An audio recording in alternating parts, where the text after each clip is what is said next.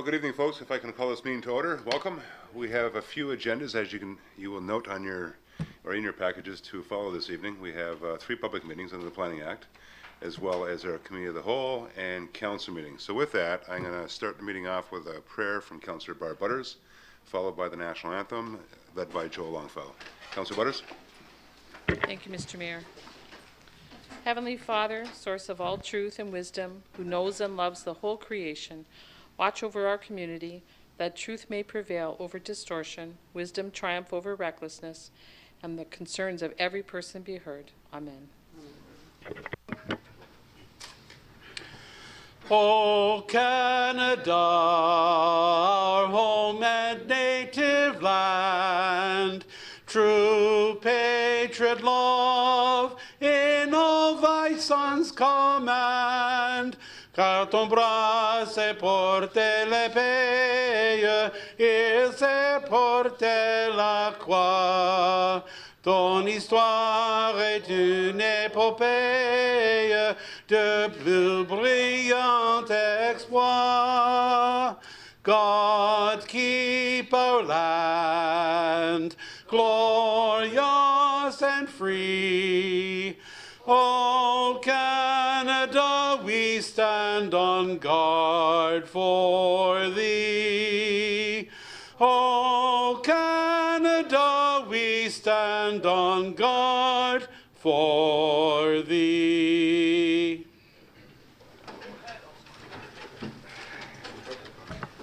Joel, thank you. Very well done, as always. Thank you, Mr. Mayor. My pleasure, as always. Evan, before I go to you, I'm going to ask Council, if you don't mind, we have a delegation this evening, and with 3 public meetings ahead of that delegation, and 2 lovely ladies that are sitting there very patiently, I want to bump that up so you guys can get your delegation done and out of here and home just in time for the drop of the puck for the hockey game, which I'm sure you're looking forward to. So with that, members of Council, if you don't mind, I'd like to bump that delegation up. That's fine. You guys are good with that? Okay, ladies, we do have Jillian Chappelle, the health promoter of the tobacco program, and Maria Brigantino, the manager of the tobacco program, the Niagara Region Public Health Department, regarding giving us an update with respect to the next steps on the proposed regional smoking bylaw that restricts smoking on all municipally and regionally owned properties. Members of Council, it is page 39 in your agendas. Ladies, welcome. If you just want to press the gray button there, you're all set. Thank you, Mayor and members of Council. We appreciate the opportunity to come back to speak with you once again. We were here about a year ago talking about the proposed regional bylaw and are excited to be here tonight to talk about the regional bylaw 112-2013, which is a regional bylaw that restricts smoking on regional municipal property, and the intent of it, as a reminder, is to protect people from secondhand smoke, especially children and vulnerable populations, and to help people quit smoking in our community, as well as to denormalize smoking behavior.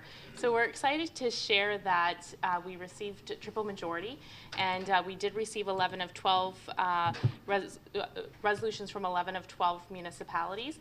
We also wanted to come here this evening to say thank you. You certainly, councils and staff, certainly informed what the bylaw looks like and have informed our plans for moving forward, in addition to the communications campaign that Jillian will speak a little bit more about. Thank you. All right, do you want to go in? So in terms of the bylaw, we really wanted to listen to and respond to feedback from councils. And what we heard from councils was that there was support for municipal and regional restrictions, but there needed to be some exemptions. And so the exemptions include roads, sidewalks, rights-of-ways, parking lots, beaches, and trails, and any residential dwellings owned, operated or subsidized by Niagara Regional Housing. But I do want to note that Niagara Regional Housing does have policies in place beyond the restrictions of the Smoke-Free Ontario Act. So with the exemptions, what you'll also see in the bylaw is that there's a 9-meter rule. And we have a 9-meter rule in that bylaw so that it provides at a minimum 9 meters of protection to those areas where a parking lot may abut an entrance or an exit, or a sidewalk may abut an entrance or an exit. Municipal engagement has been important, and we hope to continue to engage you and your staff in the implementation. Earlier in February, we held a brainstorm session to talk about community champions and communication opportunities within each municipality. We've also met with municipal bylaw officers to date to talk to them about enforcement, talk to them about warnings, and to go through the bylaw itself. And we are establishing a working group that will meet in early May to talk about implementation, enforcement, communication, any concerns or issues that a municipality might have, or any needs that we need to still meet. So that will happen in May. So we did want to take this opportunity to highlight the communications campaign that we'll be launching May 22nd of this year. And the purpose of the campaign is to ultimately increase awareness of the new restrictions and to also engage residents and get them excited about the new bylaw and to start a conversation. So a major component of our communication strategy will be our community outreach team. So we've hired a team of students and volunteers that will have a strong presence out in the community and will be providing that education and awareness. We did also want to note that each communication campaign is tailored for each municipality. So we'll be highlighting community champions and youth groups that are strong advocates for smoke-free environments. So we chose this specific messaging because we feel it is positive, clear, and friendly, and it's an opportunity to get community members engaged and to start a conversation. And we'll be using social media to facilitate that engagement. It's also an opportunity to have community leaders and sport and rec organizations to be the face of the campaign. And similar communities have used campaigns such as this, and it's been quite successful. So in terms of implementation and enforcement, the tobacco control officers employed by Niagara Region Public Health will be primarily responsible for enforcing the bylaw. Municipal bylaw officers do have the authority to issue warnings and charges if there's support in the capacity within your municipality. We have communicated a referral process with municipal bylaw officers, and we will be using our existing tobacco hotline to receive complaints and questions from the public. In terms of managing complaints, 3 complaints to a specific location will trigger an inspection by our officer just to get a sense of where those areas of non-compliance are or those hot spots where active enforcement might be necessary or additional signage. So we do recognize that the first year, it will take some time for Niagara residents to become aware of the restrictions. So we won't be issuing any fines in the first year. Officers may issue a warning, but there'll be no fine associated to that. So we did want to highlight what the signage and the warnings look like. And Niagara Region will be providing signage to each municipality, and we're leaving it up to the municipality to post signs where they feel it is appropriate. As you can see, the warnings up here, municipal officers and tobacco control officers can issue those, and they're really going to serve as an educational tool for smokers to make them aware of the new restrictions and to also make them aware of some of the quit smoking support that's available in Niagara.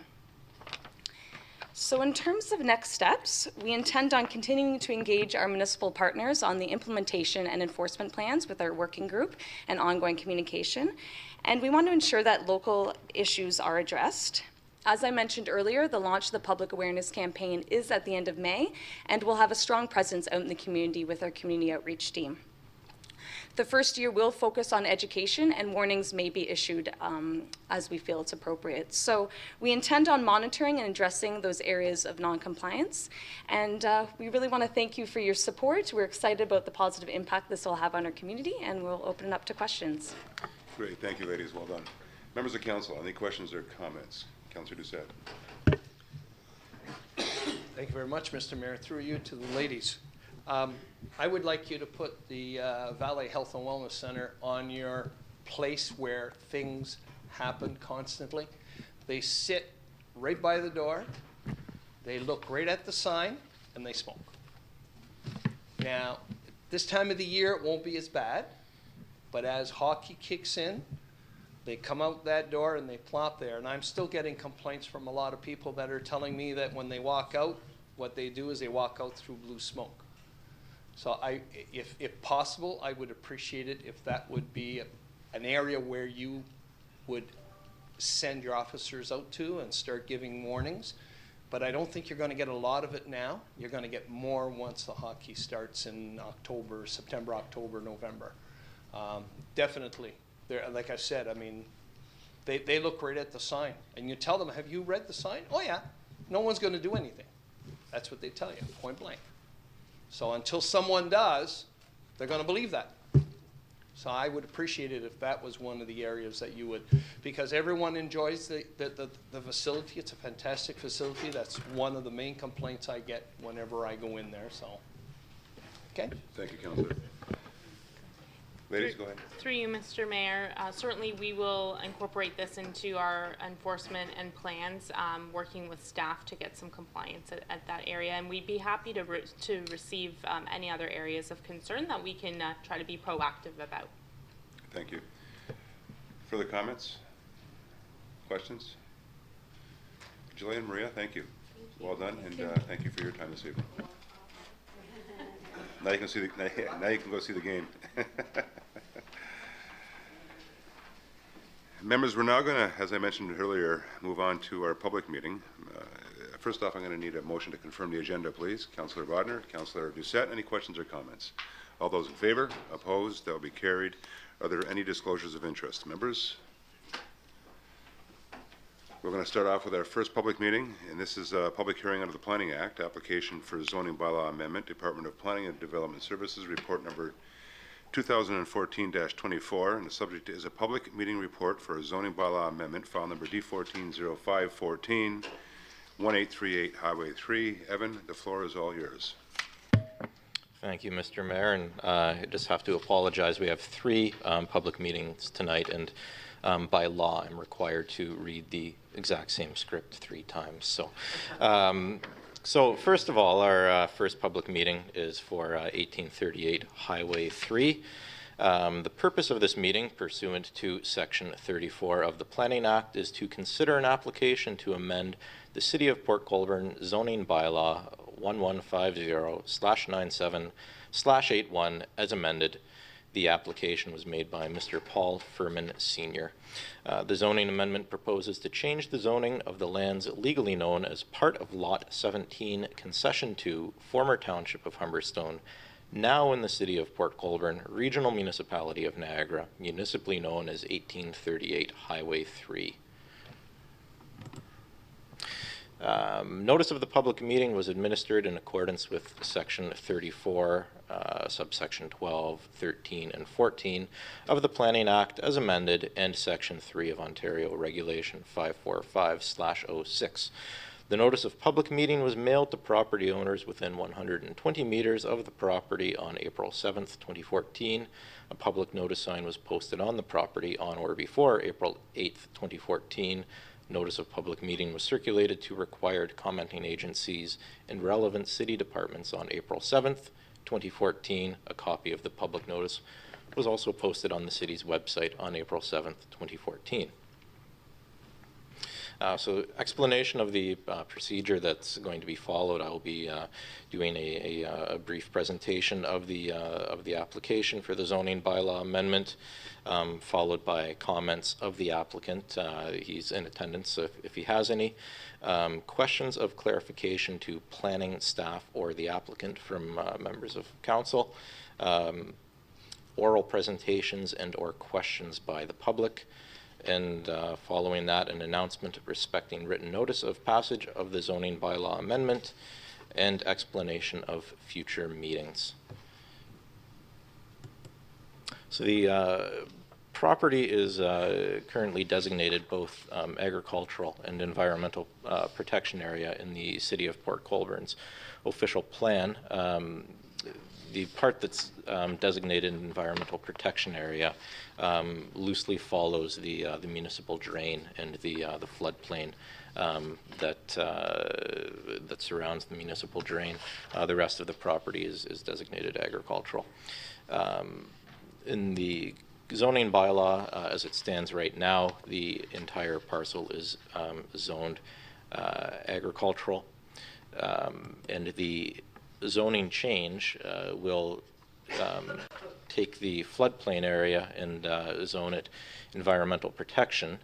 The remaining agricultural portions will be zoned A378 agricultural purposes only, and the area around the dwelling will be zoned to NFR non-farm residents, and this rezoning is being sought to fulfill conditions from the Committee of Adjustment for consent of the property under file B0514 PC.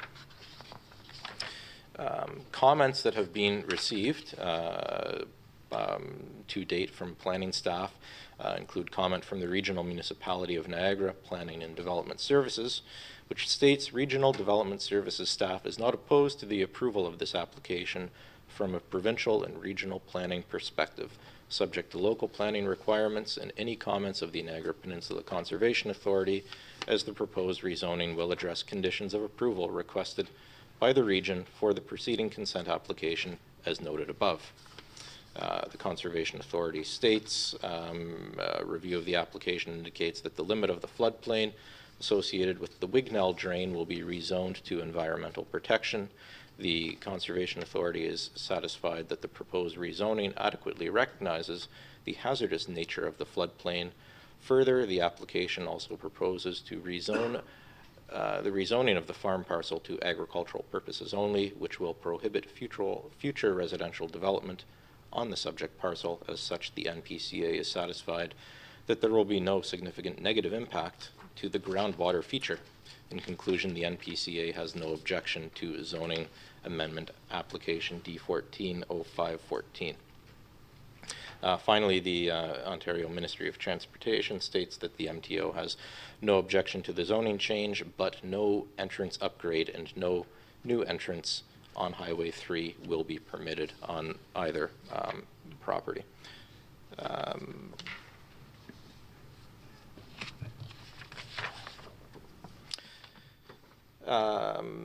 So, I'm required by law to read this for the first time tonight. If a person or public body does not make oral submissions at a public meeting or make written submissions to the City of Port Colborne before the proposed zoning bylaw amendment is approved, the person or public body is not entitled to appeal the decision of the City of Port Colborne to the Ontario Municipal Board. If a person or public body does not make oral submissions at a public meeting or make written submissions to the City of Port Colborne before the proposed zoning bylaw amendment is approved, the person or public body may not be added as a party to the hearing of an appeal before the Ontario Municipal Board unless, in the opinion of the Board, there are reasonable grounds to add the person or public body as a party. That concludes the presentation of the application. We now move to comments of the applicant, should he choose to make any. Thank you, Evan.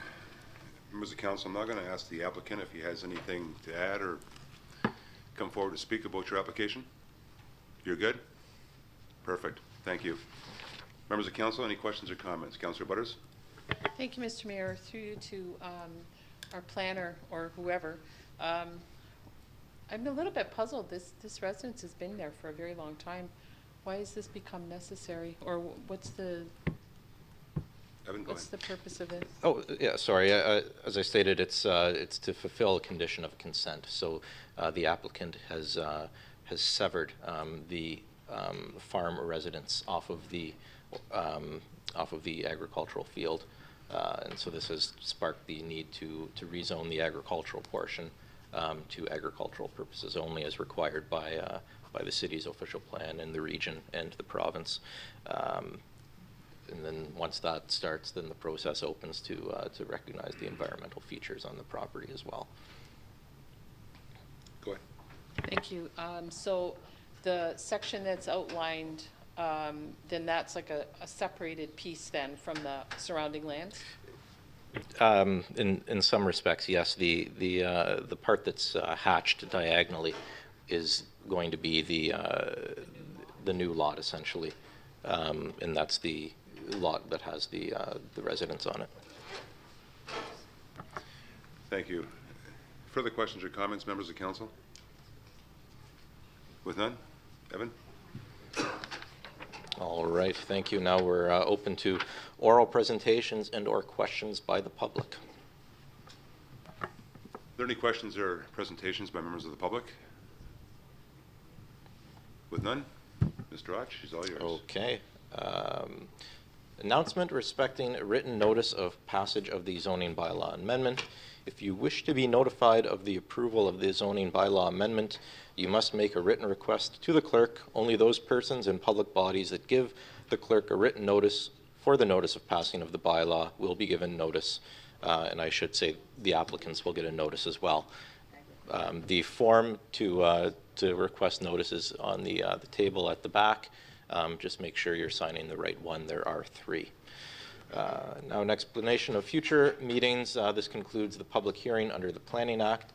The proposed zoning bylaw amendment will be placed on Council's agenda at a future meeting. Thank you, Mr. Och. Well done, as always. Members of Council, I will need a motion to adjourn this portion of this evening's agenda. Councillor Bodner, Councillor Doucette, any questions or comments? All those in favor? Opposed? That will be carried. We're now going to move on to our next public hearing under the Planning Act. We have an application for zoning bylaw amendment. Department of Planning and Development Services, report number 2014-25. A public hearing report for a zoning bylaw amendment, file number D140314, 3682 Highway 3. Mr. Och, it's all yours. Thank you, Mr. Mayor. The purpose of this meeting, pursuant to Section 34 of the Planning Act, is to consider an application to amend the City of Port Colborne zoning bylaw 1150/97/81 as amended. The application was made by Mr. Brian Lambie on behalf of Mr. Andy Veenstra, and again, it is to fulfill conditions of a consent to sever granted by Committee of Adjustment under file B1013 PC.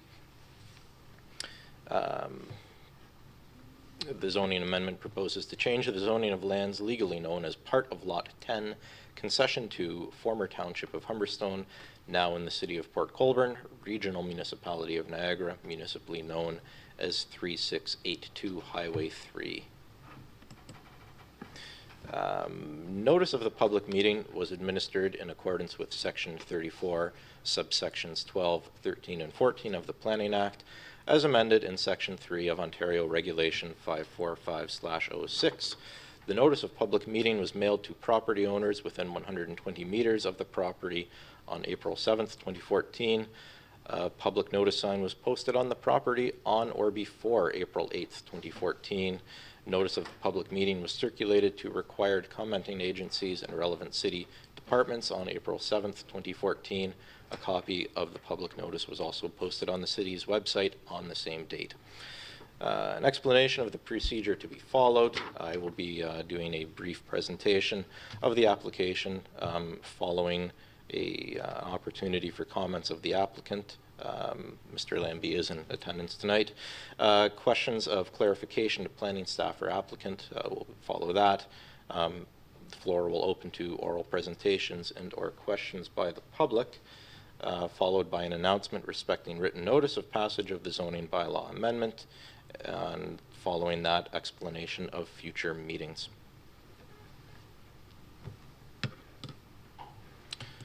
So the property is within the official plan. It is designated agricultural, and there's a brown area on the property which denotes that it is also it's also screened or identified as an environmental conservation area, and that that brown area represents a few hectares of an existing woodlot on the property. Within the zoning bylaw, the property is currently zoned both agricultural and A330 conservation of plant and wildlife. In the A330 area is again that tree stand or woodlot on the property. The proposed zoning change is to rezone just the residence, which is being severed from the agricultural area, to NFR 377 non-farm residents. The existing zoning on the property outside of the area that's going to be the new lot will remain the same, that being both agricultural and A330 conservation of plant and wildlife. Oh, sorry. Comments that we've received so far: Niagara Peninsula Conservation Authority based on our review of the zoning sketch, the NPCA is satisfied that the wetland on site has been appropriately identified and remains as A330, Conservation of Plant and Wildlife. I apologize, I identified it as a woodlot.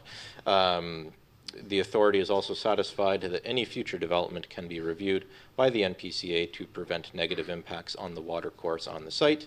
As such, the Conservation Authority has no objection to the zoning change. The Ministry of Transportation states that the MTO has no objection to the change in zoning, but no entrance upgrade and no new entrance on Highway 3 will be permitted. And we received comments from the region after the report was submitted. The Regional Development Services has no objection from a provincial or regional perspective to the proposed zoning bylaw amendment, subject to local requirements and any comments of the NPCA.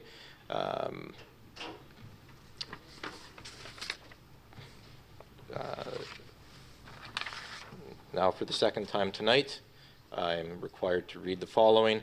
If a person or public body does not make oral submissions at a public meeting or make written submissions to the City of Port Colborne before the proposed zoning bylaw amendment is approved, the person or public body is not entitled to appeal the decision of the City of Port Colborne to the Ontario Municipal Board.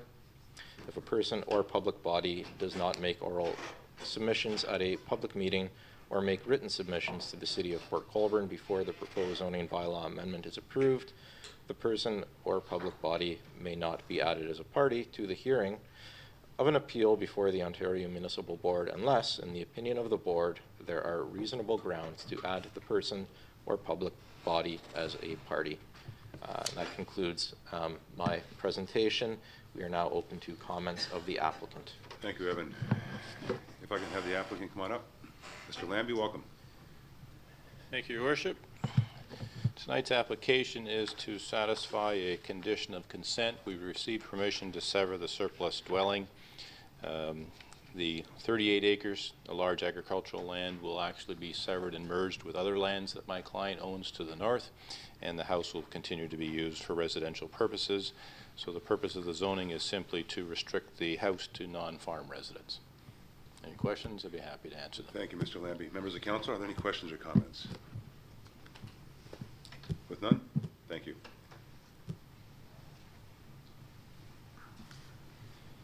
Okay. Now, questions of clarification to planning staff, Mr. Mayor? Members of council, any questions or comments of planning staff? With none, Evan? Okay. Oral presentations and or questions by the public. Thank you. Are there any members of the public that would like to speak on this file? With none, Evan, back to you. Okay, thank you.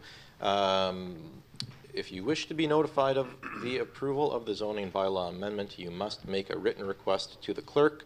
Only those persons and public bodies that give the clerk written request for the notice of passing of a bylaw will be given notice. Again, there's a sheet on the table in the committee room 3. Just make sure you're signing the right one. Explanation of future meetings. This concludes the public hearing under the Planning Act. The proposed zoning bylaw amendment will be placed on the council's agenda at a future meeting. Thank you, Mr. Och. Members of council, I will need a motion to adjourn this planning meeting. Councillor Dange, Councillor Elliott. Questions or comments? All those in favor? Opposed? That would be carried. We'll now move on to our third and last public hearing under the Planning Act, and it's an application once again for a zoning bylaw amendment.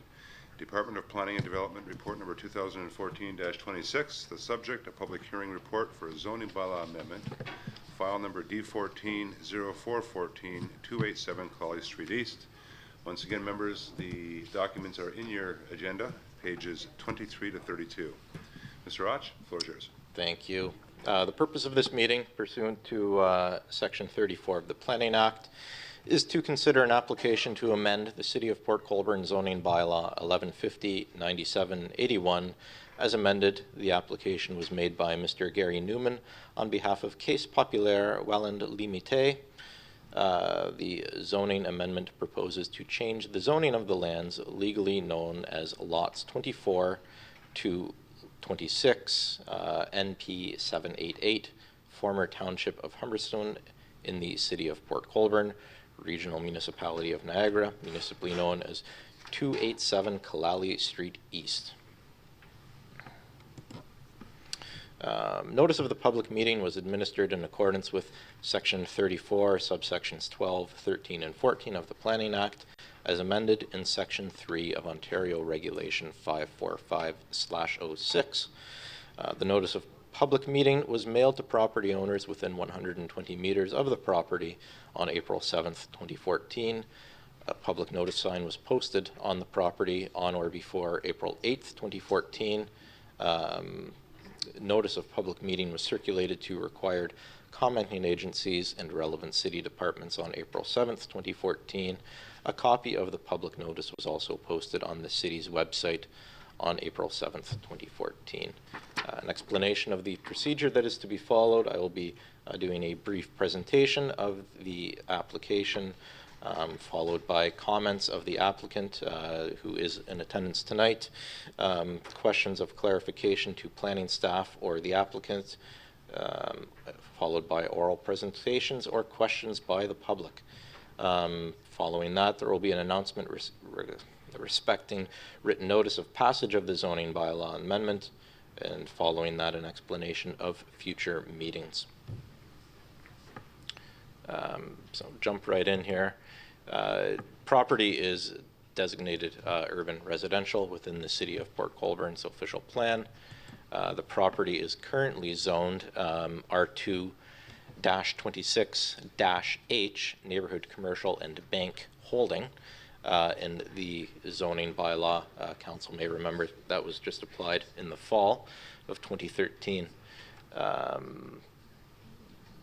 The proposed zoning change, the application seeks to add an additional use to permit the operation of a group home for developmentally challenged adults that will typically accommodate 20 to 25 clients during the day and 5 overnight. This is a use that's going to be added to the property. It will still retain the R2 permitted uses, which is a single-family dwelling. It'll still permit a bank. It'll still permit all of the neighborhood commercial uses, which includes convenience store, personal service shop, pet grooming establishments, and then this group home use will be added on top of that. Comments that the city has received so far. The building division states that this building will be considered a B3 occupancy care occupancy and thus required to be sprinklered with backflow prevention and verification of water supply. Regional Municipality of Niagara Development and Planning and Development Services states that Regional Development Services staff has no objections to the proposed zoning bylaw amendment from a provincial or regional perspective, subject to any local planning requirements, and including the filing of a record of the site condition prior to the change of use as noted above. And finally, the engineering division submitted comments after the report was submitted that engineering suggests that the parking along the south side of Kalali Street East, which is on the north side of the building, be removed for the safety of the public and visitors to this property. There's an existing parking lot for this building on the south side that should be able to accommodate the parking for this site.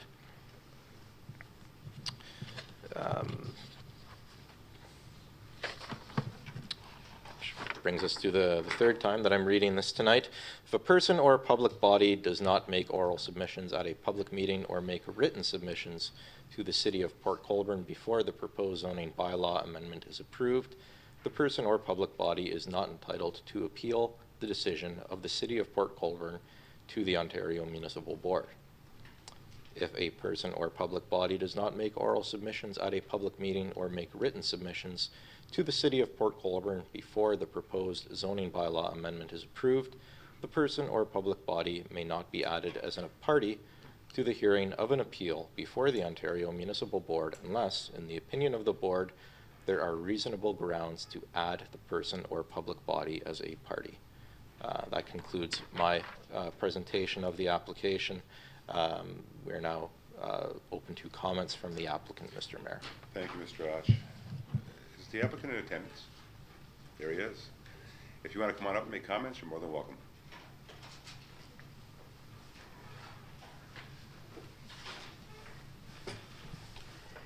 Welcome. Hello, good evening. The center basically provide a center for ongoing struggles, providing constant care for an individual with disabilities. It'll be a recreational place to come and enjoy being in a social environment, stimulating their individual special needs. And it'll be staffed properly by qualified individuals. The staffing would be one qualified staff member for 3 individuals. So I understand there's a great need. I have a driving force, which is Fran Johnson here, who has a child that is approaching 18, and there's no place for him to go now that he's finished school. And this is going to be one of 2 centers. The other one's in Welland. So. Well, thank you. Members of council, are there any questions or comments to the presenter? Councillor Desmarais? Thank you, Mr. Mayor. I would just like to let you know that I personally am very happy with the way this building is going to be used, but also that I've had some very favorable comments from people who were concerned before about how the building would go. But now that that word is out on the street that this is how it's going to happen, they're very happy. Oh, good. Thank you. Thank you, Councillor. Any further questions or comments to the applicant? With none, thank you. Okay, thank you. Mr. Och, it's back to you. Okay, now we're open to questions of clarification to the planning staff. Members If of there are council, any questions or comments to staff? With none, Evan, back to you. Okay. And now oral presentations and or questions by members of the public. Thank you, Mr. Och. Are there any members of the public that would like to make comment or have any questions? Now, why can't all our meetings go like this? I should knock on wood, though, eh? Gary, come on up. I'd just like to add one more thing, if it's possible, if it is approved, that... Gary, can you come on up to the microphone so we can get you on record here? Thank you. I'm requesting that if it is approved, that that we do not require a site plan agreement, just not to duplicate. Like I think part of the site plan includes an environmental certificate. As the vendor who has agreed to, when the original offer was put in, agreed to pay for everything, and as of yesterday pulled the plug and said we're no longer paying for anything, take it or leave it. So that's my only request. Okay? Thank you. Thank you. Mr. Osh, it's back to you. Okay. In light of that additional comment, are there any questions to staff? Members of council, any questions or comments? Councillor Bodner. Through you, Mr. Mayor, to Evan, is that something we can do? Grant the request? Mr. Osh? Through you, Mr. Mayor, the building, from what I understand, there's no, the building exists. There's no real new development of the site. Most of the work is going to be done on the interior of the building. Therefore, there isn't necessarily a need at this point for a site plan agreement. Councillor? I just wonder whether the neighbors might just want to be assured that are there activities outside of the building? I don't know. I don't know whether that's a concern or not. I'm just trying to see maybe the councillors that are in that ward have had comments or not. I don't know. It just seems like, do we know what's going on outside of that building? Thank you, Councillor. Now we go to Mr. Howe. Mr. Howe? Your Worship, because of the intensity of the residential or institutional use, there will likely be a record of change required. and the planner can speak to it. I know the chief building official will have some comments in respect of this new use. Thank you, Mr. Howell. Mr. Aquilino? Thank you, Mr. Mayor. As Mr. Roch had noted, the building division requires a building permit. What is going to take place in the building is subject to that building permit. Council will recall when we had the last public meeting to change the use of the convenience store, many members of the public had concerns. And that's what precipitated the need to have a site plan agreement on the property to address fencing and the garbage enclosure. Certain development may not require a site plan agreement. We've heard from engineering they have concerns about parking, restricting the parking to the front. Once this comes forward to a recommendation to council, we will bring that forward to council, and at that time, council can then make the decision to not require a site plan agreement for the new use, or council can then determine they still want a site plan agreement. That's something that will be before council when the recommendation report comes forward. Thank you, Mr. Aquilino. Further comments or questions, members of council? With none, Mr. Roch? Okay. Now, an announcement respecting written notice of passage of the zoning bylaw amendment. If you wish to be notified of the approval of the zoning bylaw amendment, you must make a written request to the clerk. Only those persons and public bodies that give their clerk a written request for the notice of the passing of a bylaw will be given notice. Again, we have a sheet on the table in Committee Room 3. Just make sure you're signing the right one if you are making a request for notice. An explanation of future meetings. This concludes the public hearing under the Planning Act. The proposed zoning bylaw amendment will be placed on Council's agenda at a future meeting. Thank you, Evan. Great job. Well done. Thank you. Members of council, I'll need a motion to adjourn this portion of tonight's agenda, please. Councillor Bodnar, Councillor Desmarais, questions or comments? All those in favor? Opposed? That will be carried. Thank you. We're now going to move on to our Committee of the Whole agenda, members. Madam Clerk, are there any addendum items this evening? Thank you, Mr. Mayor. None this evening. Thank you. Members of council, if I can have a motion to confirm the agenda, please. Councillor Steele, Councillor Doucette, are there any questions or comments? All those in favor? Opposed? That will be carried. Thank you. We'll now move on to disclosures of interest. Are there any disclosures this evening? With none, items requiring separate discussion. Councillor Doucette. Item number 1. Thank you. Further items? Councillor Elliott. Items 12 and 17.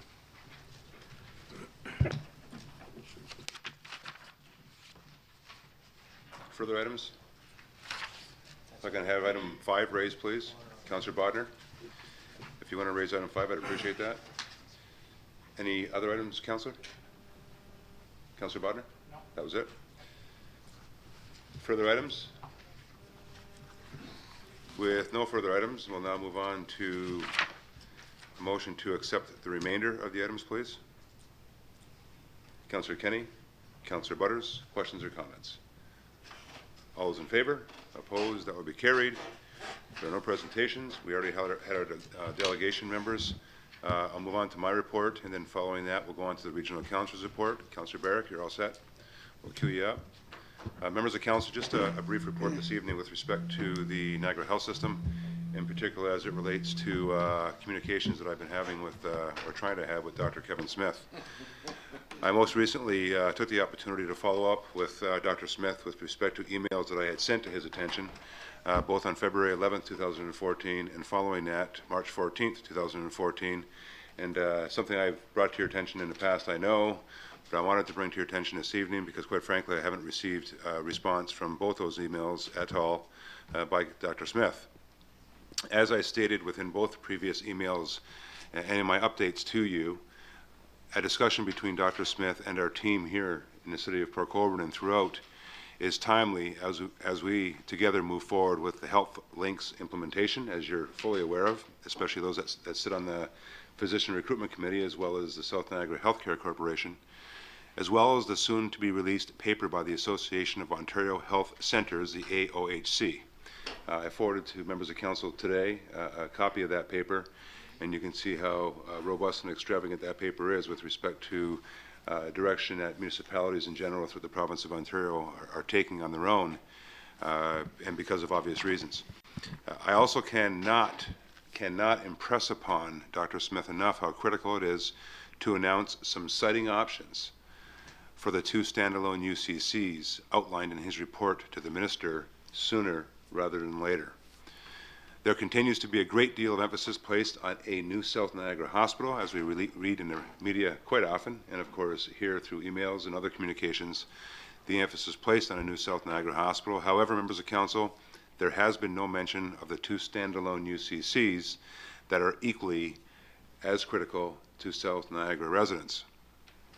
Members of council will note that highlighted within the AOHC paper that I forward to you today is the City of Guelph, who is clearly a municipality that has the backing and respect of the entire system within they work in. And we as community leaders facilitating enhanced primary health care here in our community, and quite frankly, to the benefit of all of the region of Niagara, expect the same respect and consideration. Overall, health patient experience and system navigation successes begin at the municipal level, as you know, because most, if not all of you, are involved, if not on a daily basis, at least on a weekly or monthly basis through our committees. And by ignoring our pleas to coordinate and plan for a fiscally sound system of transformed health care, ignores the opportunities to get it right. Recently, as part of the Health Links initiative, the City of Port Colborne has been working very closely in a collaborative manner to enhance primary care with community paramedicine, and working with Roger Mayo, Deputy Chief of the Emergency Medical Services here in the region of Niagara, and his staff, has been a partnership that illustrates very well how we can collaborate and coordinate services to improve access to care, to divert patients from inpatient readmissions and repeated and often unnecessary UCC and emergency department visits. Our Health Links business plan is unique, as members of council do recognize, and because of our unique geography, as well as incredible, and I say this, incredible physician leadership that we've received throughout our community, I again implored Dr. Smith in my communications with him to take the time to meet with us to discuss the initiatives as outlined in my thread of emails that I sent to him, as well as how this paramedicine plan aligns with a fiscally sound UCC and prompt care model to in turn meet the metrics that will indeed move the needle toward overall better patient care and experience in the vast healthcare system that we experience here on a daily basis in the Niagara region, in particular that we experience here in the City of Port Colborne. The community and health and well-being that we discuss on a regular basis through the committees that we sit on, we recognize as a community it is incumbent upon Dr. Smith as the CEO of the Niagara Health System to lead the conversation that will advance health equity here in the Niagara region, specifically for South Niagara.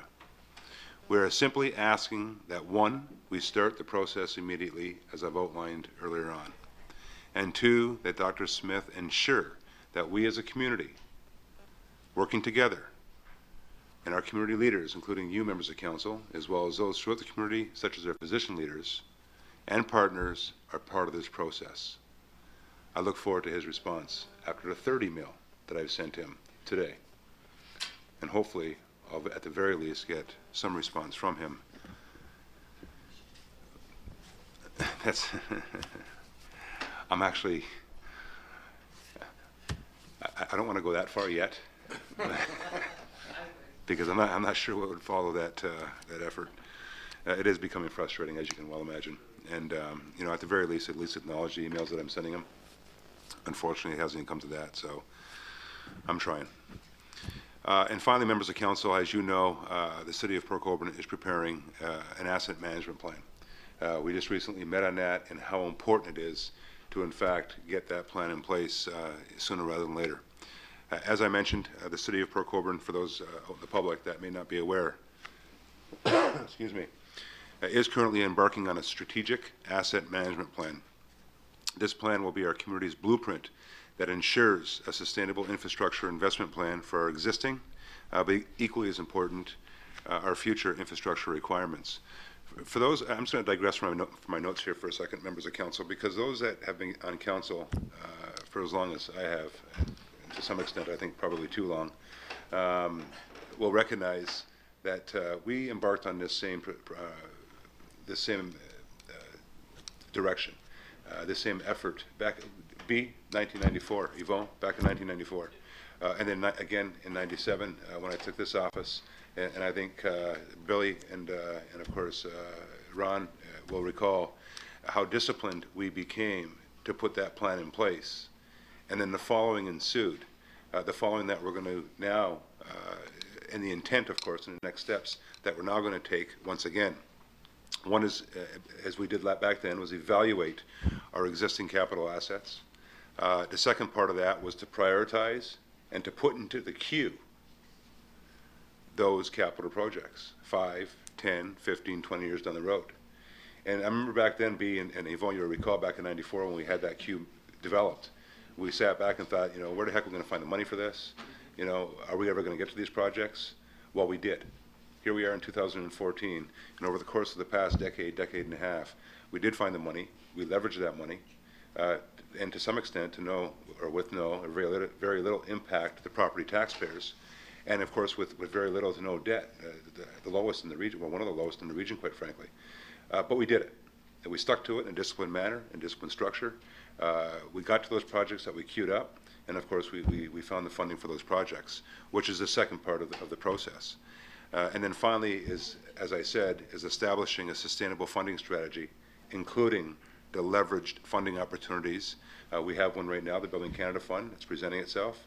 And of course, we have now the opportunity to take some of the funding that we have set aside, leverage it, multiply it by 3, and put that money to some of those projects that we're going to queue up. This will, by the way, Council, this will eliminate the need to saddle the property taxpayers and to ensure our debt to operating budget stays within the lowest in the region. So we're in that process right now. I want members of the public to recognize that, because we do have meetings coming up to that, and of course with a lot of interest out there with respect to the efforts of this council, especially leading into an election year. May I suggest that those that are very interested come on out and take part in these meetings. And of course, although it may not be sitting around this horseshoe, you have more than enough opportunity to come to the podium and make your comments known, of course, as well as your interest known, so that this council and community as a whole, and that would be WHOLE, can work together toward establishing those priorities. So with that, members of council, are any questions or comments? Councillor Bodner? Thank you, Mr. Mayor. Have we set the time for the next meeting? Mr. Sinez? At this moment, no, we haven't set a meeting. Mr. Howell and I are going to be sitting down and determining what our next step is, and then we'll be trying to put out some dates to council. Good. So we had one meeting, and so if we can send that out to council sooner rather than later, so we can get to that and get some meetings, preferably on the off Mondays, and we can get to some of those. Great. Thank you, Mr. Sinez. I know you're busy.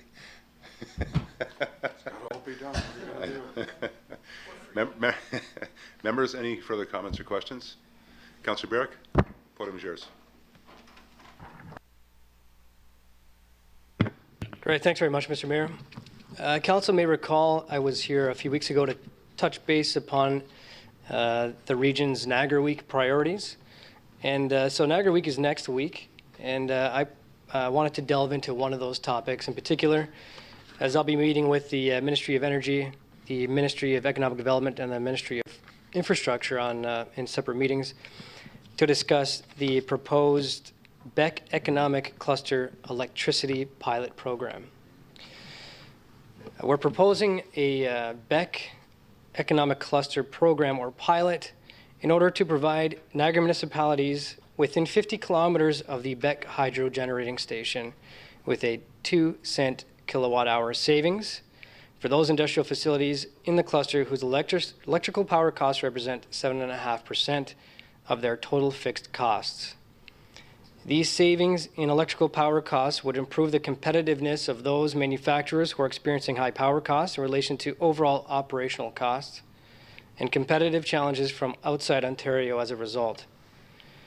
The proposed program would leverage the existing industrial base of Niagara, our hydroelectric green energy capacity, our access to the U.S. market and available transportation infrastructure.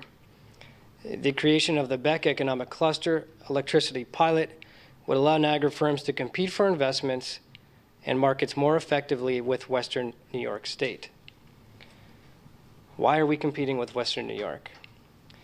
Well, currently, in my view, it's a result of the largesse of the current provincial governments selling Ontario-generated power to Western New York at 30 to 45% below purchase price by Ontario firms. In my view, it's a travesty the province allows this to continue, and it's a high priority for Niagara Week, as noted. What we're asking for is not unprecedented. The Ontario government did create a 3-year pilot for the Northern Industrial Electricity Rate Program in 2010, which was a success.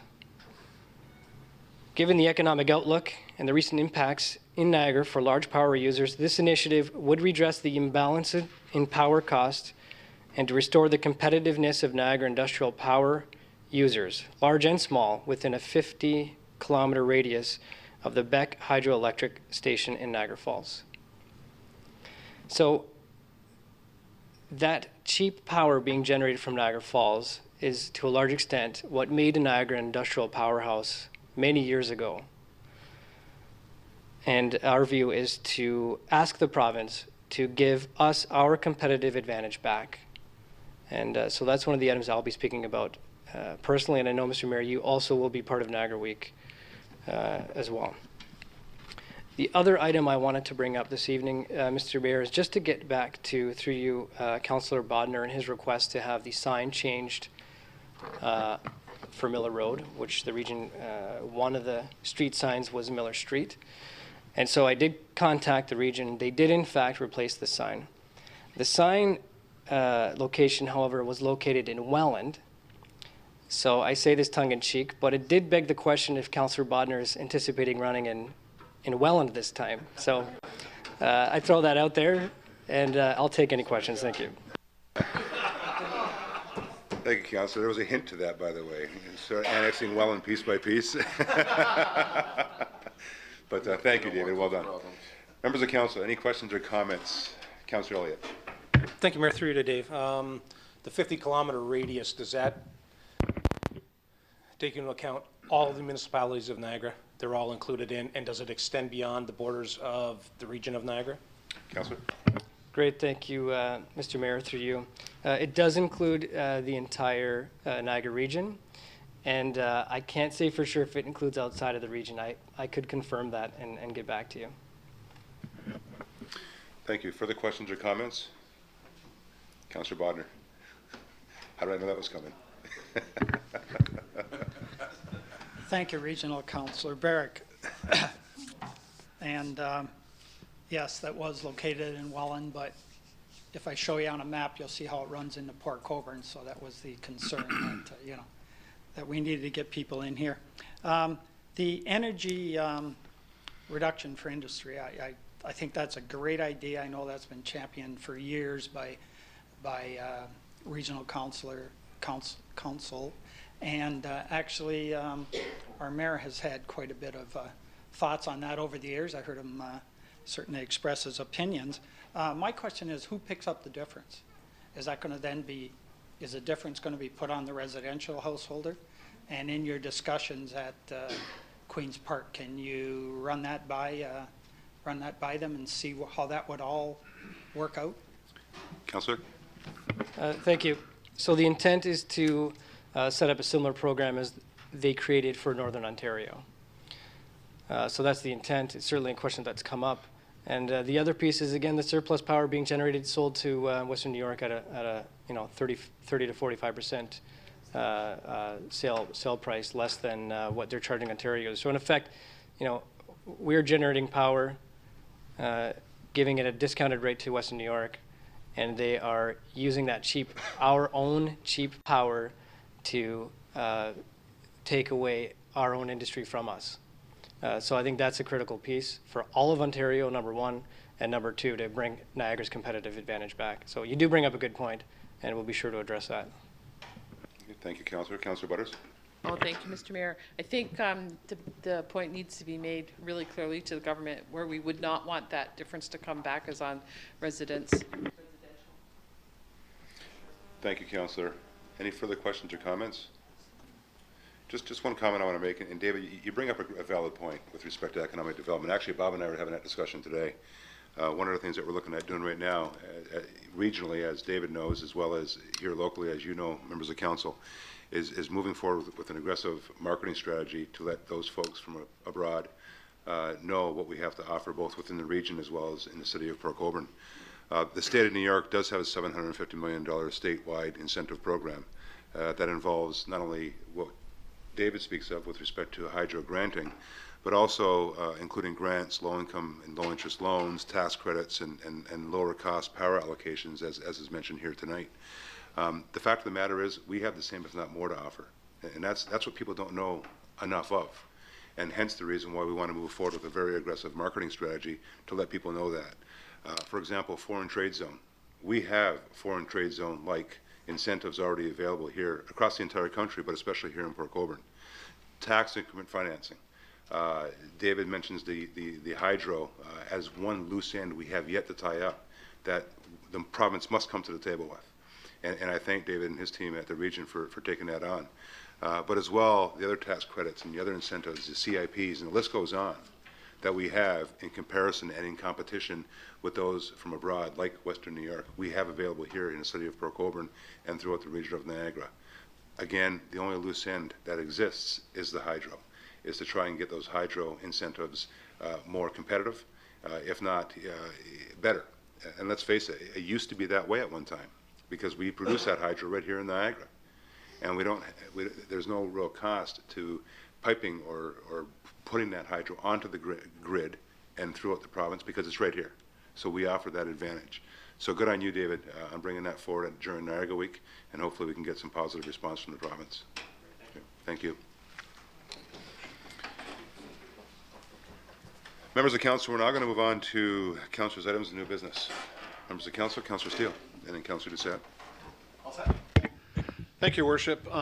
Through you to our CAO, because the fire chief isn't here this evening, can you just pass on my thanks to the fire department, our volunteers and our full-time, and also our paramedics and police department.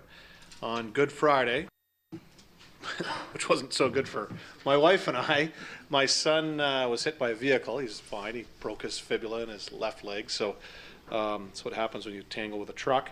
But the response was really good. Fortunately, my son, it happened at the corner of Hampton and Stanley, and about 3 doors down.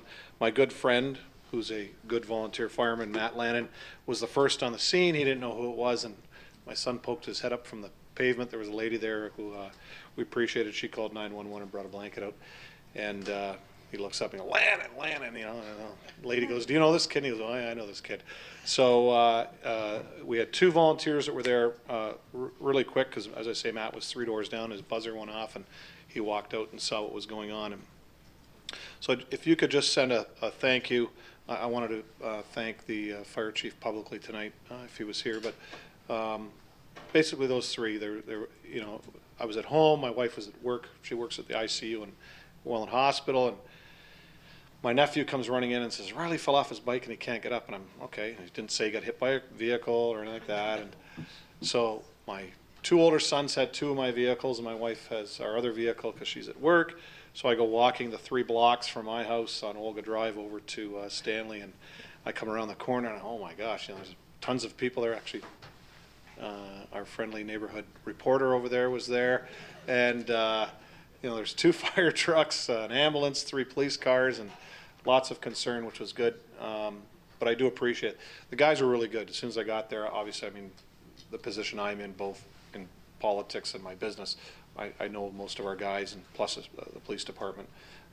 Those guys are fantastic to wheel me in pretty quick to see my son, who they said, don't worry, his head's fine. He didn't hit his head. And that's a lesson to all you kids out there. Wear a bike helmet. He wasn't wearing a bike helmet. He was lucky. Wear your bike helmet. But they were fantastic. And the 2 paramedic guys are great. They came to the hospital, and they actually left, came back on another run and popped over just to see if he was okay, which he was, and everything. But, you know, our emergency services are great. We got to commend them for things they do. Unless it happens to you, you appreciate having them. But now that something's happened, you're really glad you do have them. But, you know, our fire department's great. Obviously the police and especially the paramedics, those guys are pretty cool, the stuff they have. So I do please thank the fire chief, because he was there. The fire chief was there, and a whole ton of firemen. I went around the corner thinking there was a fire, not my kid off a bicycle. But anyways, I do appreciate that, and we have good people here in the city of Port Colborne. Thank you. Thank you, Councillor Steele. Well stated. I have Councillor Doucette and Councillor Demery. Thank you very much, Mr. Mayor. Through you to Mr. Hanson, I was just wondering about the progress for the DeWitt Carter Parquet there, the rebuild of that whole thing. I was just wondering where we were at. Mr. Hanson. Thank you, Mr. Mayor, to Councillor Doucette. Excuse me, the tender's closed today, so we'll bring a report to the next meeting, Council. Thank you, Mr. Hanson. Thank you, Councillor. Councillor Demery. Councillor Demery. Thank you, Mr. Mayor. I was just consulting with Councillor Kenny. I just wanted to remind everyone that Councillor Doucette and I are having a ward meeting on Thursday, May 8th at the Tim Hortons on Highway 140 and Highway 3. It will be at 7 o'clock. Come out, grab yourself a coffee, sit down and talk with us, and we'd be happy to hear your concerns and take care of any issues you may have. Thank you, Councillor. Can you send an invite to council as well on notice? I will, yes. Great. Thank you, Councillor. Councillor Bodner. Is that 7 a.m. or p.m.? 7 p.m. p.m. Thank you. Just thought the public should know. Thank you. We're inside the city, not outside the city. So. Councillor, go ahead. You don't get up at 7 in the morning? Sorry, just wondered. Okay. Mr. Mayor, at our capital budget, we had concerned people out here, certainly from Sherkson Community Center, among others, and they had, I just wanted to report, they had a great Easter egg hunt. I know Councillor Butters was away out of the country. She's usually there. You know, that's what those community centers are all about. I didn't count the people, but I'm going to guess well over 100. And it was just a great morning for people to get together. The kids were they had a fantastic time. So, and I know, Mr. Mayor, you value the community centers also, but that's just one example of how they can really service the community and bring people there. And it was great. It was great. One other request at the capital budget, Councillor Damaris brought up about the bike committee, that it doesn't seem to be active, or is it active, or where it's at. And with my other hat I wear with the Niagara South Coast Tourism Association, we arranged a meeting where we had the region and Sue Moran from Venture Niagara, who is spearheading a for lack of a better thing, look at the assets of our trails and bikeways. And we wanted to just get everybody working together. And one thing we noticed was that that Port Colborne seems to be a little bit behind compared to at least 3 of the other municipalities.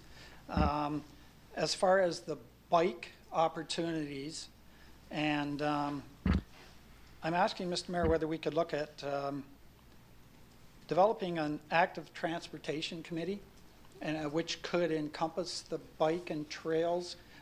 It's a big deal at the region. I know that that the region has staff that they could commit to that. Anyways, I really think we should be down that road a little further than we are. And I think Angie might even want to volunteer for something, but I don't want to put words in her mouth. But anyways, we need to get on this. And Mr. Mayor, I've also asked Sue Moran if she could come to council. She'll be contacting your office or the clerk. She has a great presentation on what the tourism aspect of the bicycling public can bring to a community. It is huge. And you know what? We've got the infrastructure. We just aren't totally set up that well for it. There's a lot more to it than just having a trail or a bikeway.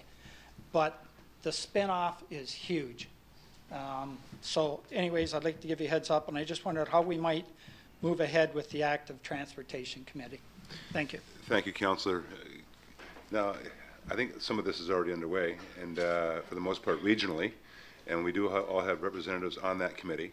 We just had a meeting today about some of the motorized stuff on the East Side Trail, but I'll let Councillor Desmarais speak about the committee she's sitting on. Councillor? Thank you, Mr. Mayor. Yes, I sit on the Greater Niagara Circle Route, excuse me, with the region, but also Harry Hakeem and myself and Wade from Short Hills Cycling got together and started to talk about having a trails committee here.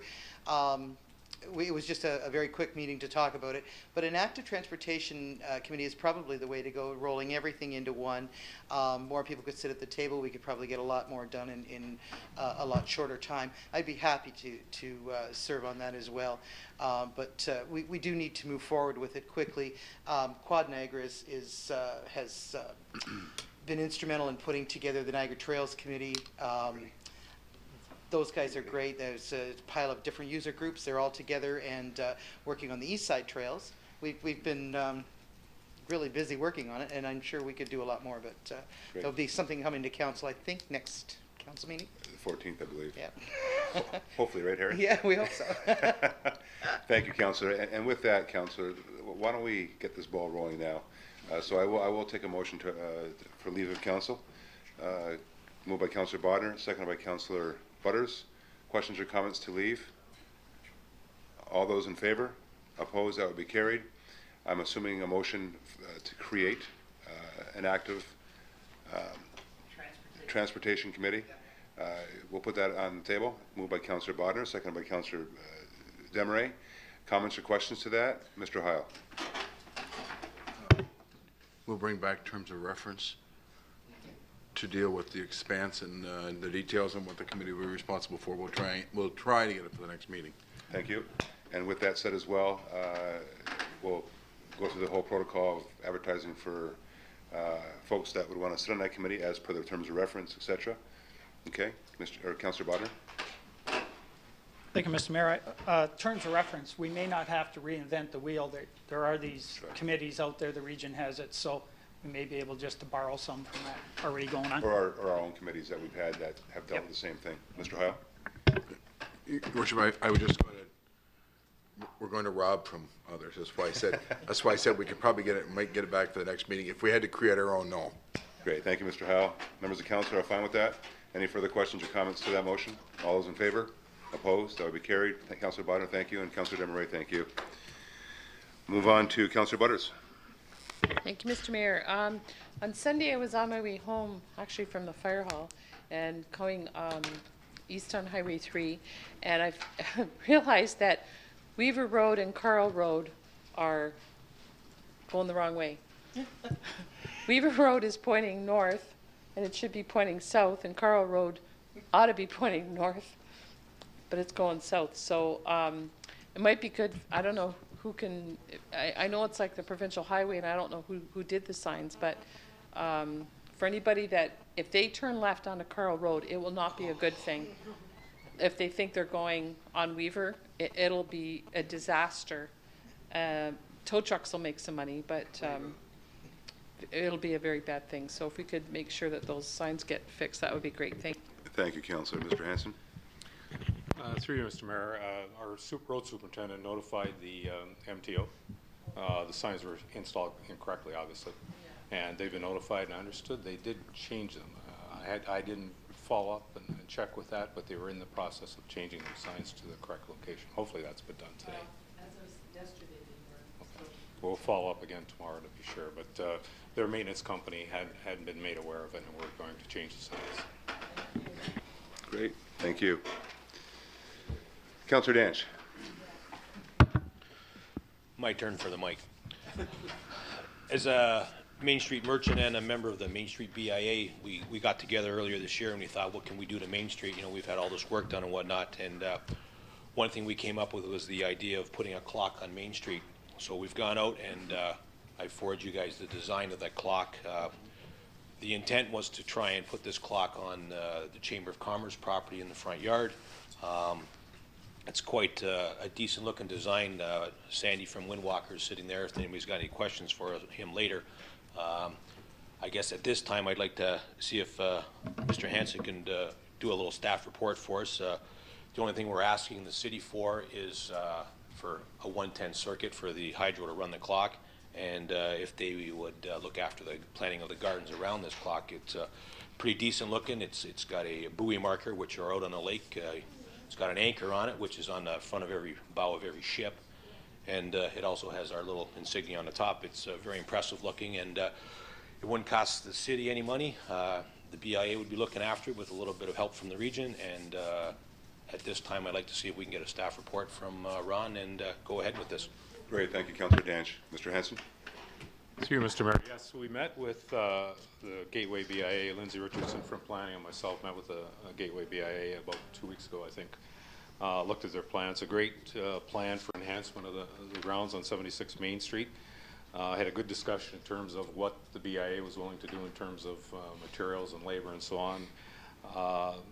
In the discussions, we suggested that if, with council's approval, we'd be willing to put the electrical supply to the new clock from the building out that distance. We've done an estimate for that, and also the city gardener would be able to supply the flowers once the flower bed was built by the BIA staff. They're going to supply the clock and the structure for it, and then we would put the flowers in as we normally would do in the flower beds in that area. So we have an estimate of about $2,500 for the city's portion of that, and as Councillor Danch has said, there's an enhancement program that's available, funding available from the region that we've had sitting for a while.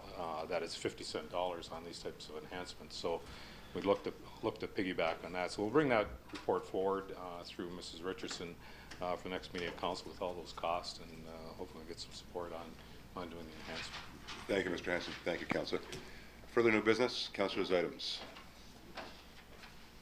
With none, we'll move on to the adoption of the minutes. I have 2 sets of minutes, and if you don't mind, I will do them in block. I have the minutes of the 10th meeting regular of Committee of the Whole, dated April 14th, 2014, and the minutes of the 11th meeting special of Committee of the Whole, dated April 16th, 2014. Members, mover and seconder, Councillor Steele, Councillor Bodner, questions or comments? All those in favor? Opposed? That will be carried. We'll now move on to the items requiring a separate discussion. We'll start off with item 1. Councillor Doucette. Thank you very much, Mr. Mayor. That Council's decision on the matter of Engineering and Operations Department Engineering Division Report 2011-29, request for all-way stop control at 3 intersections within the city, dated, and by the way, there was a mistake there, so we're correcting it, June 13, 2011, be reconsidered. I've also added that, or wanted to everyone to be aware of that if we reconsider this and we accept this, then we have to go back into the motion and reconsider the motion itself.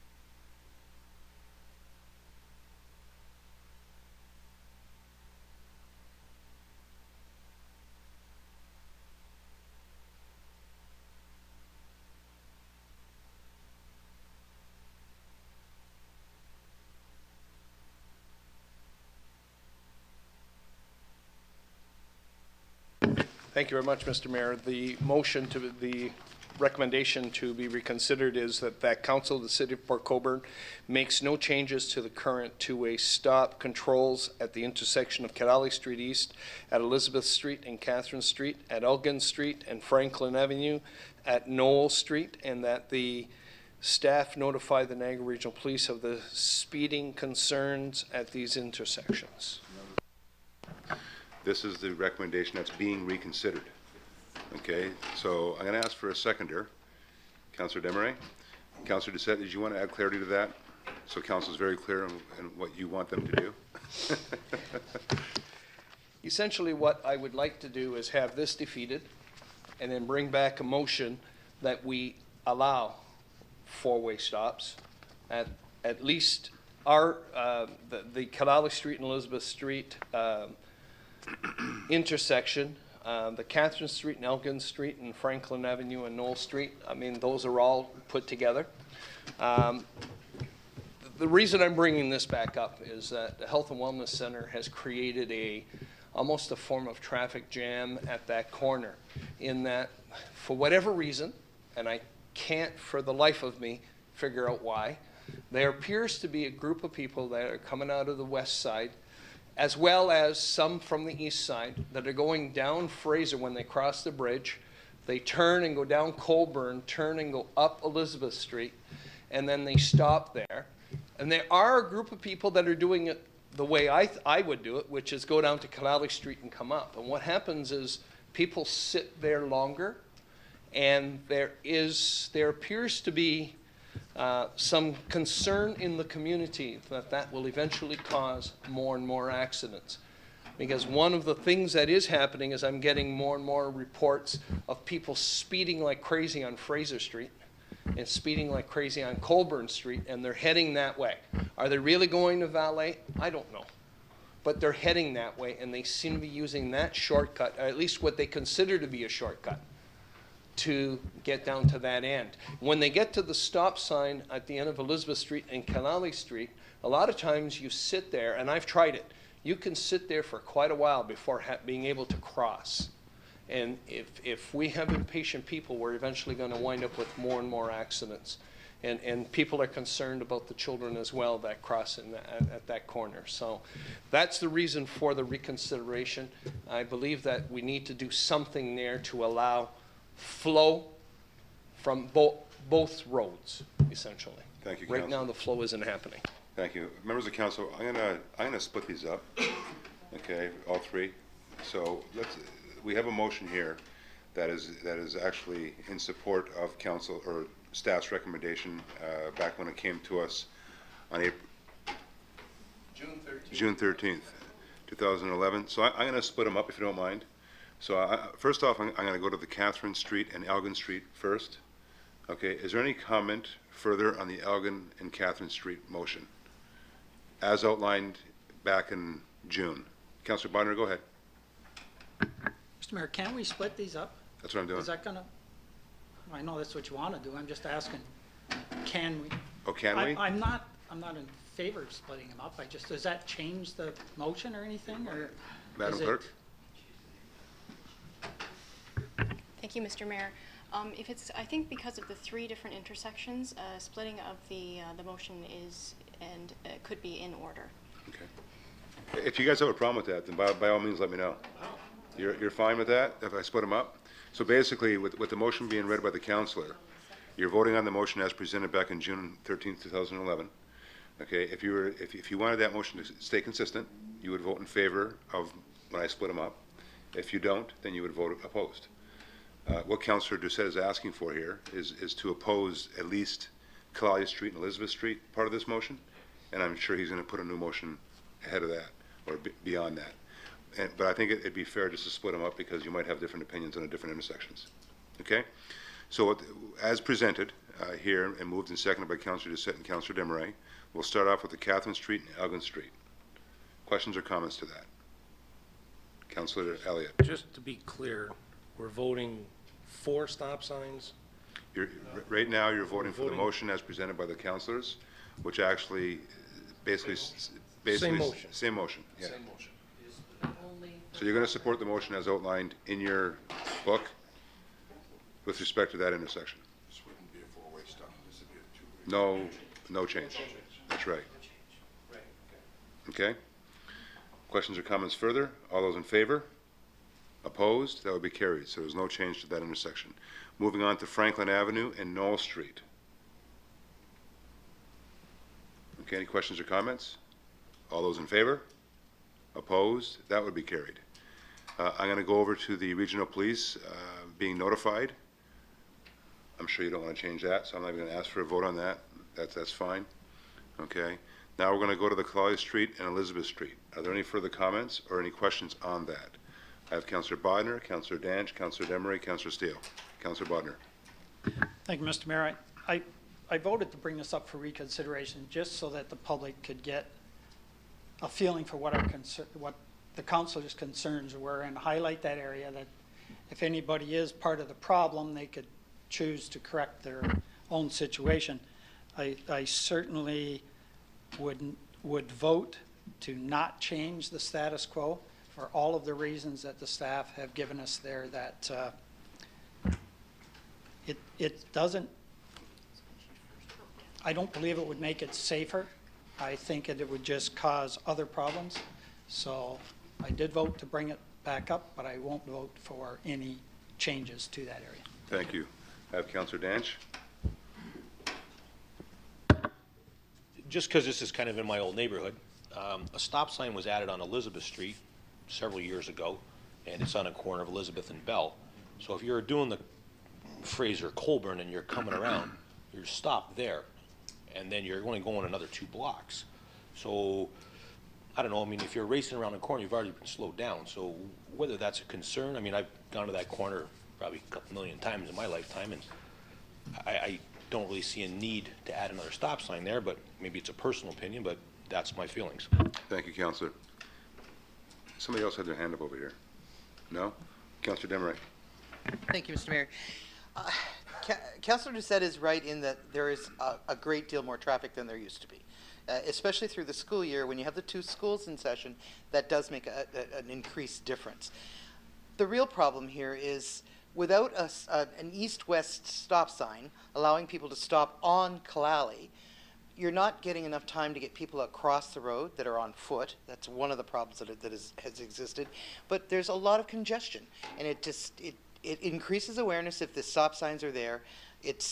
To me, it's a simple thing, a simple fix. I don't know why we're not doing it, but that can be a really messy intersection. As far as traveling through the rest of the community, people do that for all different reasons, and one of them is that they can speed through the rest of the community. You're not quite as noticeable as you are on Kalali, but you know it happens. My concern is for the intersection itself, and with the increased traffic, without enough time to get across those crosswalks. I mean, while school's in, yes, there is a crossing guard on occasion, but the rest of the time there is not, and we do need to have something there. Thank you, Councillor. Councillor Steele? Thank you, Your Worship. I'll vote in favor of the motion as presented due to the fact that we've had the police here a number of times over the last number of years since I've been on council. They are normally speaking against these things because what they feel is that people come up, they stop, they gun it. We have a school zone just ahead. The police are constantly in that area. I'm in that area pretty much on a daily basis, both for business and pleasure. To be quite honest, I've never really had to wait anywhere. Yeah, there's maybe a few cars, but this isn't Toronto. You're waiting a few minutes. It's not 20 minutes, a half an hour for a left turn, right turn to go straight through. As the councillor said, we do have crossing guards there during the day, probably at the busiest times. I'm back and forth to the valet, especially in the wintertime, daily, at all hours. And I just don't see it. I just can't see taking Kalali Street and now making it an even more congested area. It's a thoroughfare. We've talked earlier about adding higher speeds during times when school isn't in on the school zone there. So, I'll take the word of the police that we've had here in the past that you can, and I think Councillor Bodner said it correctly, is that you're going to end up having more problems at this intersection. I think as time goes on, we can look at it if development is enhanced out there, if we see more development, more housing going on. But to me, at that point, you're looking at a stop light as opposed to stop signs. If it gets that busy, yes, that's something I could support. But I can't support a 4-way stop on that area. That's a thoroughfare. That's where cars should be going through to get them moving up and down Kalali East, which again is a main thoroughfare between that and Main Street. So I don't agree, and I really don't get the connection with Fraser and Colborne. If people are speeding there, then the police should be there. But I just don't see why putting a stop sign in Kalali helps stop speeders over on Fairs and Colborne. But well, you tied it all in, and but I don't agree with that. I just don't think another stop sign. I'm not in favor of flooding the city with stop signs. I think we have too many now, and a lot of people get stop sign tickets. So I think more policing is better. Thank you, Councillor. Councillor Kenny? Thank you, Worship. Mr. Hanson once called me the stop sign queen. Yes, I think I did too. And Queen of the stops. Queen of the stops. And I have to agree with Councillor Steele. I don't think this intersection warrants a four-way stop. Yeah, I drive down there too, and if you obey the speed limit, there's not the problem. So I'm going to leave and support the motion as it is as well, because I just think it's not going to cause it's going to cause more havoc than good. Thanks. Thank you, Councillor. Now, I do have Councillor Doucette that wants to speak for a second time. Are there any other first-time speakers? With none, Councillor Doucette. Thank you very much, Mr. Mayor. Yes, Councillor Steele, I did link the speeding to it, but the idea was to get the idea that there is more and more traffic coming to that corner off Elizabeth Street. And they're not speeding because they do stop at that point, okay? But they wind up lining up there, and there is a lack of flow from Elizabeth Street across. Kalali Street traffic is also fairly high because of this, for the same reason, and you can't. And I've sat there up to 10 minutes waiting to get across, trying it out just to see at certain times when, because people have suggested it to me. Okay, but I mean, if you go in the middle of the night, you're going to stop and then you're going to go right away. You go at 10 o'clock at night, you're going to stop and go right away. But if you go at 9 o'clock in the morning, you're going to wait. Because I often bring my grandson to school when it's raining, and I often wait 5-10 minutes before I can get across there at that point, because that's where we cross, instead of going on Canali Street. Okay? So that's the issue, is if we have four-way stops, then you're creating a flow from everywhere. Is it the correct way? Maybe not. If staff have a better suggestion to create the flow, I'm more than open to looking at a different suggestion. But I have concerns, and the community in that area has concerns with the flow along Elizabeth Street and being able to get out while people are going down Kalali Street. That's the idea. Thank you, Councillor. Further questions or comments? The one question I have for you, Mr. Hanson, if I may, the parking on, and I've had a complaint, one complaint actually, about the sight lines when you're coming up, going north from or on Elizabeth, hitting Kalali, and then the problem some people are having seeing the vehicles, especially coming from the west, down Kalali Street. That's the one complaint I've received. The parking right on Kalali in front of those homes there, is it, how far back does the parking go in terms of being allowed to park on the side of the road? And that would be on the south side of the road. I assume that the parking doesn't come right up to the intersection. There's an allowance there. How far does it actually come to Elizabeth from the west? Good question, Mr. Mayor. Under the traffic and parking bylaw, if signs aren't in place and are not bylawed specifically under the bylaw, there's a standard setback on arterial roads of 15 meters. So there'd be a standard 15-meter setback each way in the intersection if signs aren't in place. Council could direct, if there was a site plan issue or a sight line issue, they could direct that the parking be restricted to a greater distance. We could make it 20 meters, 25 meters, or whatever was appropriate. It's usually measured as you sit at the stop bar of an intersection. The stopping sight distance is usually measured to whatever distance is appropriate for the speed of the road. Typically something like 200 feet to be able to see the vehicle clearly coming at 50 kilometers an hour. So we would review that as we do a safety review of each intersection. We'd actually review those sight lines to make sure they're clear in each case. Okay. If the signs aren't in place, I don't believe there's signs at that intersection, it would be 15 meters in each direction. Okay. Thank you. I'll address that in a second. Members of council, no further questions or comments? With that, I'll call the motion. All those in favor? Leave it as is, right. Opposed? Okay, so the motion carries as it is. But I would ask staff if they can go to that corner and check that sight line out, because that's the one complaint I've received. One individual just a few days ago emailed me and asked me why we weren't doing nothing about the intersection. And I think at the very least, and that was his problem. He says you got to edge up, and by the time you edge up to C, you're pretty well right in the road. You're in the intersection. So if we can see or check that sight line out to eliminate that challenge, that would be great. Okay, Mr. Hanson, go ahead.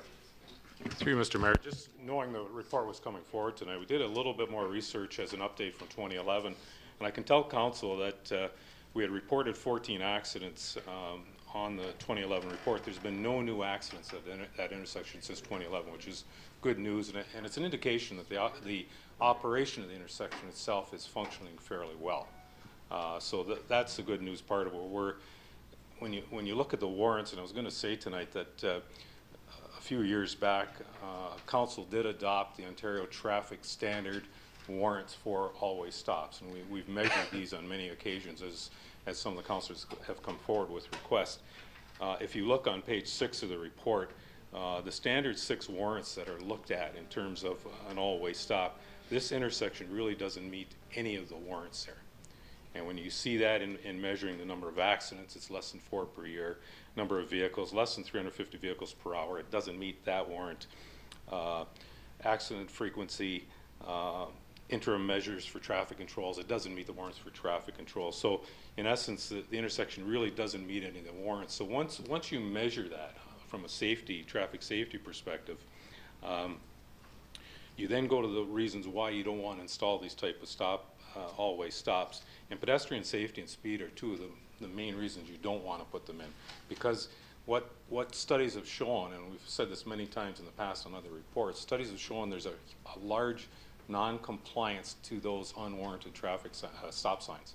So if people feel they shouldn't be there, they will roll through them or they will speed through them, especially if they have the habit of driving that road on a daily basis.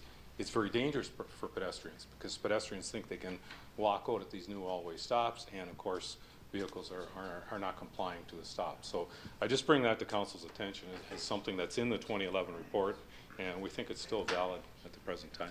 Thank you, Mr. Henson. Members of council, so we will have staff look at that intersection. Ron, also, if you can look at going the other way as well. I've noticed even a few times myself when I used to drop my daughters off at school there, going south and hitting Kalali. Sometimes the grass is a bit long. I think one time they had a for sale sign right there, and you couldn't see. So if we can just check those sight lines out, both going north and south, looking east or west, depending on what direction you're going into, that would be great. Councillor Doucette, go ahead. Thank you very much, Mr. Mayor.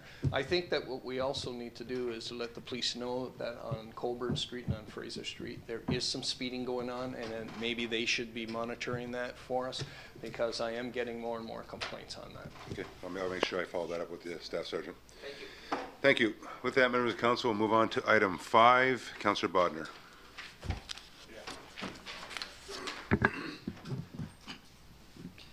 Thank you, Mr. Mayor. Department of Community and Corporate Services Division, report number 2014-16, subject proposed 2014 water and wastewater rates. The council set the 2014 water and wastewater rates as follows. Water usage rate 1.093 per M3. Water service fixed charge $282.82 annual fixed rate. Wastewater usage rate 1.174 per meter 3. Wastewater service fix $321.13 annual fixed rate charge. That the 2014 water and wastewater budgets as presented be approved. That the appropriate water and wastewater rate bylaws are presented to council for approval, and that the 2013 water and wastewater surplus deficits be transferred to or from the appropriate reserves as outlined in this report. Thank you, Councillor. It's moved by Councillor Bodnar. Do I have a seconder, please? Councillor Steele. I'm going to allow Peter to go into the report before we ask for questions or comments from members of council. Mr. Sinez. Thank you, Mr. Mayor. Just as an overall highlight of the report, in Table A, it actually explains the increases that are being proposed for 2014, and overall it's about a 2.12% increase on an overall basis for an average home of using about 3/4 of meter per day. And based on that, the water usage rate is essentially going up 2 cents from $1.07 to $1.09, and that's about an average increase of about $6 over the year. The water fixed rate is going up by about $6.73 from $276.09 to $282.82. And on the wastewater, the usage rate is going from $1.15 to $1.17, so it's going up 2 cents again for approximately $6 increase annually. And the wastewater fixed rate is going from $314.69 to $321.13, which is an increase of about $6.44. So overall, there's about a $25 increase to the average homeowner, which is just over $1 a month on an annual basis, and it's 2.12% overall, which we believe is a fair budget based on cost of living. And with that said, the water and wastewater budget was prepared in conjunction with the water financial plan that was done back in 2010. We are actually, as far as the water financial plan took place, we're actually below what was being proposed for a number of reasons. The water usage is higher than what was anticipated in the water plan, which is a 10-year plan. So there's been other variables and cost variables. So we're actually doing well in that we're not reaching the proposed increases that we thought we would have to go towards. So that's good news for the municipality that we're doing things right and we're able to keep our costs down and keep the increase down. So with that said, there's also the capital budgets being proposed in the for water and wastewater, of which there's approximately $500,000 for water for current projects, and also for the wastewater, we're proposing there won't be any major capital projects this year, but they'll be looking at in 2015 doing more wastewater projects once they finish off the CSO programs. So the other item I just wanted to bring to Council's attention was the regional wastewater reconciliation. As you know, that's an annual reconciliation that's done by the region. It's 2 years, usually 2 years behind. 2012, we actually had $42,000 overpayment, so we're getting that back in this year's budget, 2014. But also on the 2013, we received the reconciliation of which we underpaid by about $199,000.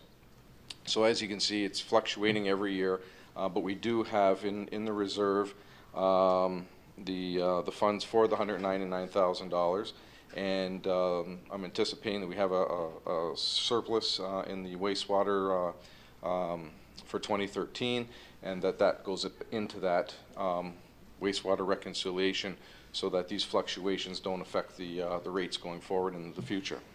The last thing is there were just a couple bylaw changes other than rate changes, of which the bylaw was silent in one area where for commercial properties where we have residential flat rate. If a residential property, if they refuse to have a meter put in their home, then the only way that we can recoup costs is by a flat rate, and we have that in the bylaw. We've always had that in the bylaw, but it was sort of silent on a commercial property, so we've incorporated that into the bylaw. And the last thing is the administration fees. We do have a meter replacement program that we're moving towards to the remote meters from the analog meters, and basically that there would essentially be a fee for any that if there's an issue that we can't change from the analog to the remote readers, and therefore those readings have to be taken manually on an ongoing basis, then there's just an administration fee to incorporate that. With that said, Mr. Mayor, that's sort of a highlight of the report. Thank you, Mr. Sinez. Councillor Bodnar. Thank you, Mr. Mayor. Through you to Peter. Peter, we all know there's been a ton of new regulations in the water side of the business that municipalities have to abide by.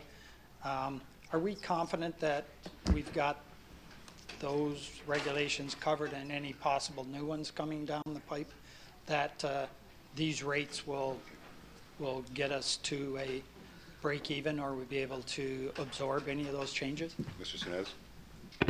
Through you, Mr. Mayor, through discussions with Darlene, who does our water financial plan, wastewater financial plan, yes, what they've provided to us for budget purposes, everything is included in there. On a go-forward basis, we will be updating that 10-year financial plan on a go-forward basis, which will then incorporate any new changes that may be coming into place. But as far as anything to date, it is sustainable, and it's based on the budgeting numbers and figures that were provided to us from the water department. One more, Mr. Mayor, through you to Peter. You touched on the possibility of somebody not wanting a meter and maybe wanting to go on a flat rate just before people may decide to call some counselors and want to investigate that. That is very punitive, right? It is geared so that it's not a good idea to go on a flat rate. It's better to have a meter. Mr. Sinez. Through you, Mr. Mayor, yes, the metering rate is definitely a lot cheaper to have your property metered, and it's more economical. So for billing purposes and so on, but the flat rates are at a higher rate. You're paying a lot more if you're on a flat rate than you would be on a metered rate, and so we definitely, majority of the residents and commercial all have meters, because we put them in about, what, 20 years ago? So those are all in. There's probably, I'd say, 1 or 2 at the most that do not have a meter, and they're paying for that, basically. Thank you. Councillor? Mr. Mayor, through you to Peter. And then I would take it that's the same deal for the old analog meters versus the new digital or meters that we can read, that if you say you don't want a new meter, you will be charged more, or how does that work? I know that's in there, I just don't know all the details. Mr. Sinez. Through you, Mr. Mayor. Yeah, moving forward to the remote, it's definitely more cost efficient. The meters are cheaper and so on. There may be some extenuating circumstances where a remote meter might not work, and therefore, if an analog meter is required, then we would have that additional fee in order to have to read them. Basically, with the remote, if I'm not mistaken, is they basically can read them from a truck, down the street type of thing. So, and it'll do all the reads all at once, and it's a lot quicker, a lot cheaper. Once you have to then go and start walking to get the manual reads, then obviously there's more of a cost involved to do that. Thank you. Councillor Bodnar? Sorry to take up a lot of time on this, but so if a resident or commercial, for whatever reason, can't put in one of the read meters, that would be different, I would think, than somebody who says, you're not going to put one of those newfangled things in my house, I'm going to stay with the old one, and they should be penalized. But if for some reason it can't be worked out, is there some consideration given to that person that then they don't get penalized just because they can't do it? Mr. Sinez.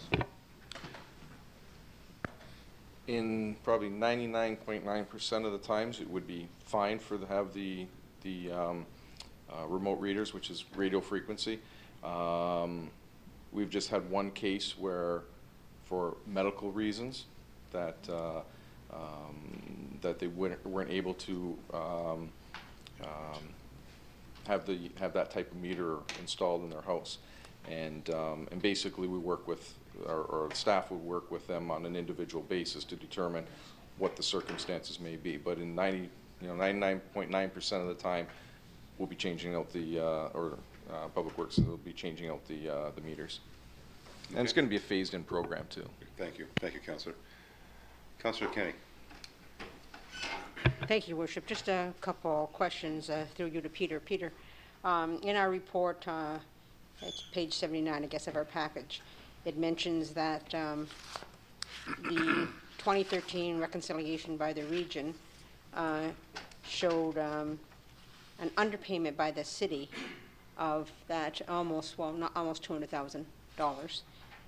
And it said that this would be funded through the 2013 surplus of the wastewater reconciliation? Mr. Sinez. Through Mr. Mayor, Councillor Kenny, that would be funded through any 2013 surplus, which I'm anticipating, because it would be transferred to the wastewater reconciliation reserve.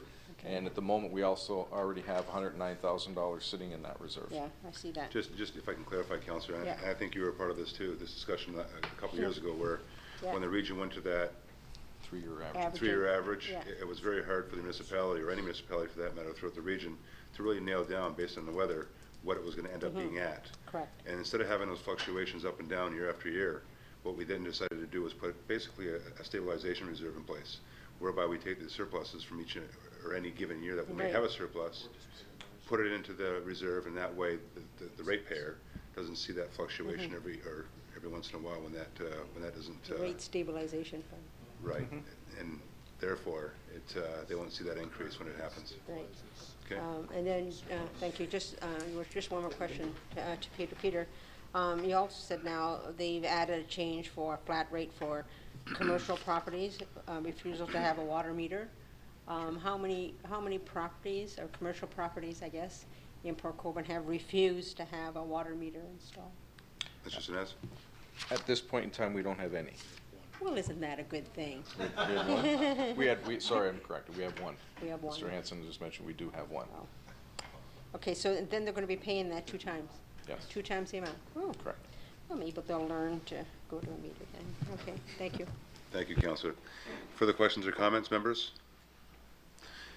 Now, this was a publicly advertised meeting, and I'm not sure if anybody in the gallery will want to speak on this. If you want to come on up, state your name, your address, and you're more than welcome to dive right in. Hi, I'm Michael Reels from 231 Mitchell Street. Just a local ratepayer with a couple of questions. Welcome, Michael. Thank you. So I was wondering how much water was purchased by the city. Mr. Hanson?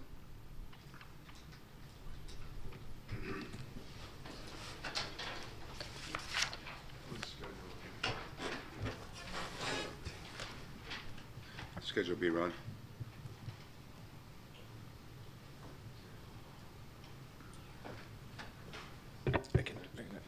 To you, Mr. Mayor, in 2013, we purchased 2.9 million cubic meters of water from the region. And through you, Mr. Mayor, how much of that was sold? Mr. Sinez? 26%. Essentially, the unbilled unbilled water is about 26%. 26%. So that would be a total of $754,520. Right. Correct. So why is there a big difference between how much the city has purchased and sold? Mr. Sinez? Actually, Mr. Hanson, I'll want let to cover that? Through Mr. Mayor, typically in a water distribution system, there are variances based on the age of the water main system. Much of our system is from the 20s, 30s, and 40s. It's cast iron. So there's water loss through the system. So this is termed to be non-billable water, unaccounted for water. What we sell through our metered system, there are losses in the system, and there are losses through water main breaks, various uses of hydrants throughout the year, firefighting purposes. So those all add up to about 26%. Okay. So are there measures that we're taking as the city to reduce the amount of loss that we have? Mr. Hanson? Through you, Mr. Mayor, we're constantly working on that to reduce it. An acceptable level, deemed to be an acceptable level, will be something in the 15%, 10 to 15% range of non-billable water. We're constantly replacing old mains and constantly doing, we currently have an initiative that council is well aware of, a SCADA system whereby we can actually monitor, real-time monitoring of the flows within the system. So we're working on that, doing flow loss measurements through that system, and it's an ongoing process. Thank you. One final question. Do you know how many cast iron water mains are still in use within the city? Good question. Mr. Mayor, through you, we have about 100 kilometers of water main in the system. I believe there's something in the range of 35 kilometers, 35 to 40 kilometers, and I don't know the exact number. It's in that range of the water main system that is still cast iron from the 40s and 50s era. Great. Thank you. Thank you. I have to say this, great questions, because when we first got on council back in the early 90s, 94, 95, and we were looking at our distribution system, we were looking at a 1920 system. As a matter of fact, there were areas in the city that we were actually digging up wooden pipes. Never mind cast iron, wooden pipes like the old wine barrels, but obviously smaller. We just pulled one. We just pulled one out. Yeah, we just pulled one out of here. Geez, about 3 or 4 years ago, Ron, right in front of City Hall here. So because councils, not just this one, but going back to '94, have been very aggressive with our capital program. We've got the system up to about what now? 1960, 1950, 60. Well, there's still some of the older mains that are actually structurally built. Right, right. We're at the area you're talking about, Mr. Mayor. We're at 40% non-billable. Yeah. Yeah, 40% at one time we were at unbillable, not billable. So we're making progress, but obviously we want to balance that out with the affordability strategy. So we don't want to get too aggressive, because then people won't like our rate hikes. So we've been trying to balance out the work that has to be done with the affordability strategy, and we're making progress. And like I said, when I look at some neighboring communities throughout the region, or even some southwest Niagara or Ontario communities, we're faring quite well. So great questions. Thank you. Thank you, Mr. Hanson. Yeah, go ahead, Councillor Steele. Thank you, Your Worship, and through you, well, not really a question, Ronnie, but Ronnie and I were actually talking about this not long ago on another issue. I still believe, though, because we own up to on the homeowner's side especially, we own up to the water shutoff valve. From there to the house, I still think we lose a lot of water in this community where that pipe is a pretty old pipe. Because we have, quite a few old neighborhoods, so I've always said this, it's too bad we couldn't own to the water meter that's in the house, because then we can take care of fixing those that leak.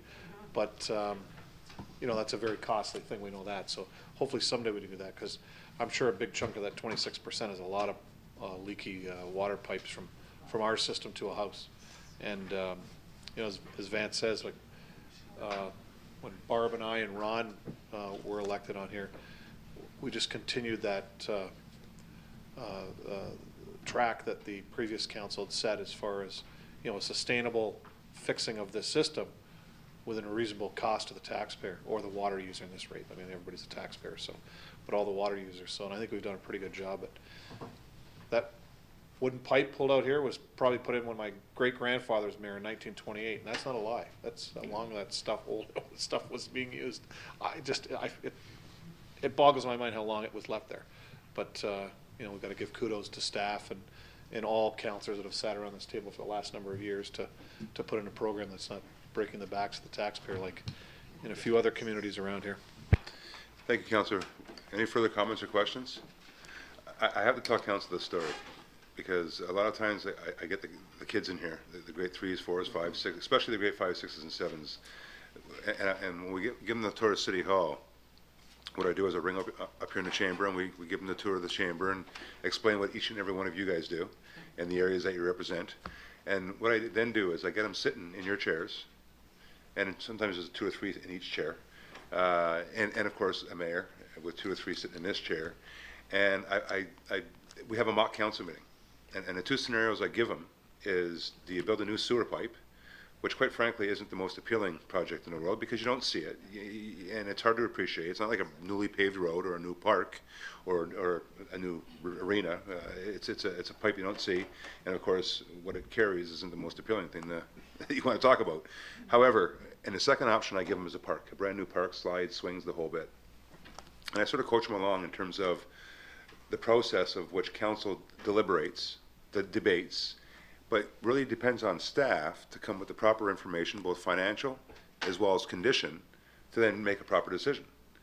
And after about a half an hour, they recognize that the savings, first of all, the quality, because I explained to them in some parts of the city, when we go down on the ground, there's no pipe, matter of fact, there's no pipe existing. It's just a clay conduit sometimes because the pipe is disintegrated. And they couldn't believe that. But anyways, long story short, when we go through the whole process, and they recognize the savings can be invested into a new park, they can actually take the savings and invest it back into the system, or when it comes to storm sewers and property tax based, you can actually invest it back into a new park. So you can actually get the best of both worlds. 9.5 times out of 10 really accelerated the process, as well as obviously given the city a lot better piping for well into the future. So great job to all you guys. So members of council, with no more questions or comments, all those in favor? Opposed? That will be carried. Thank you. We're now going to move on to item 12. Councillor Elliott. Thank you, Mayor. Just scroll through and pick it up.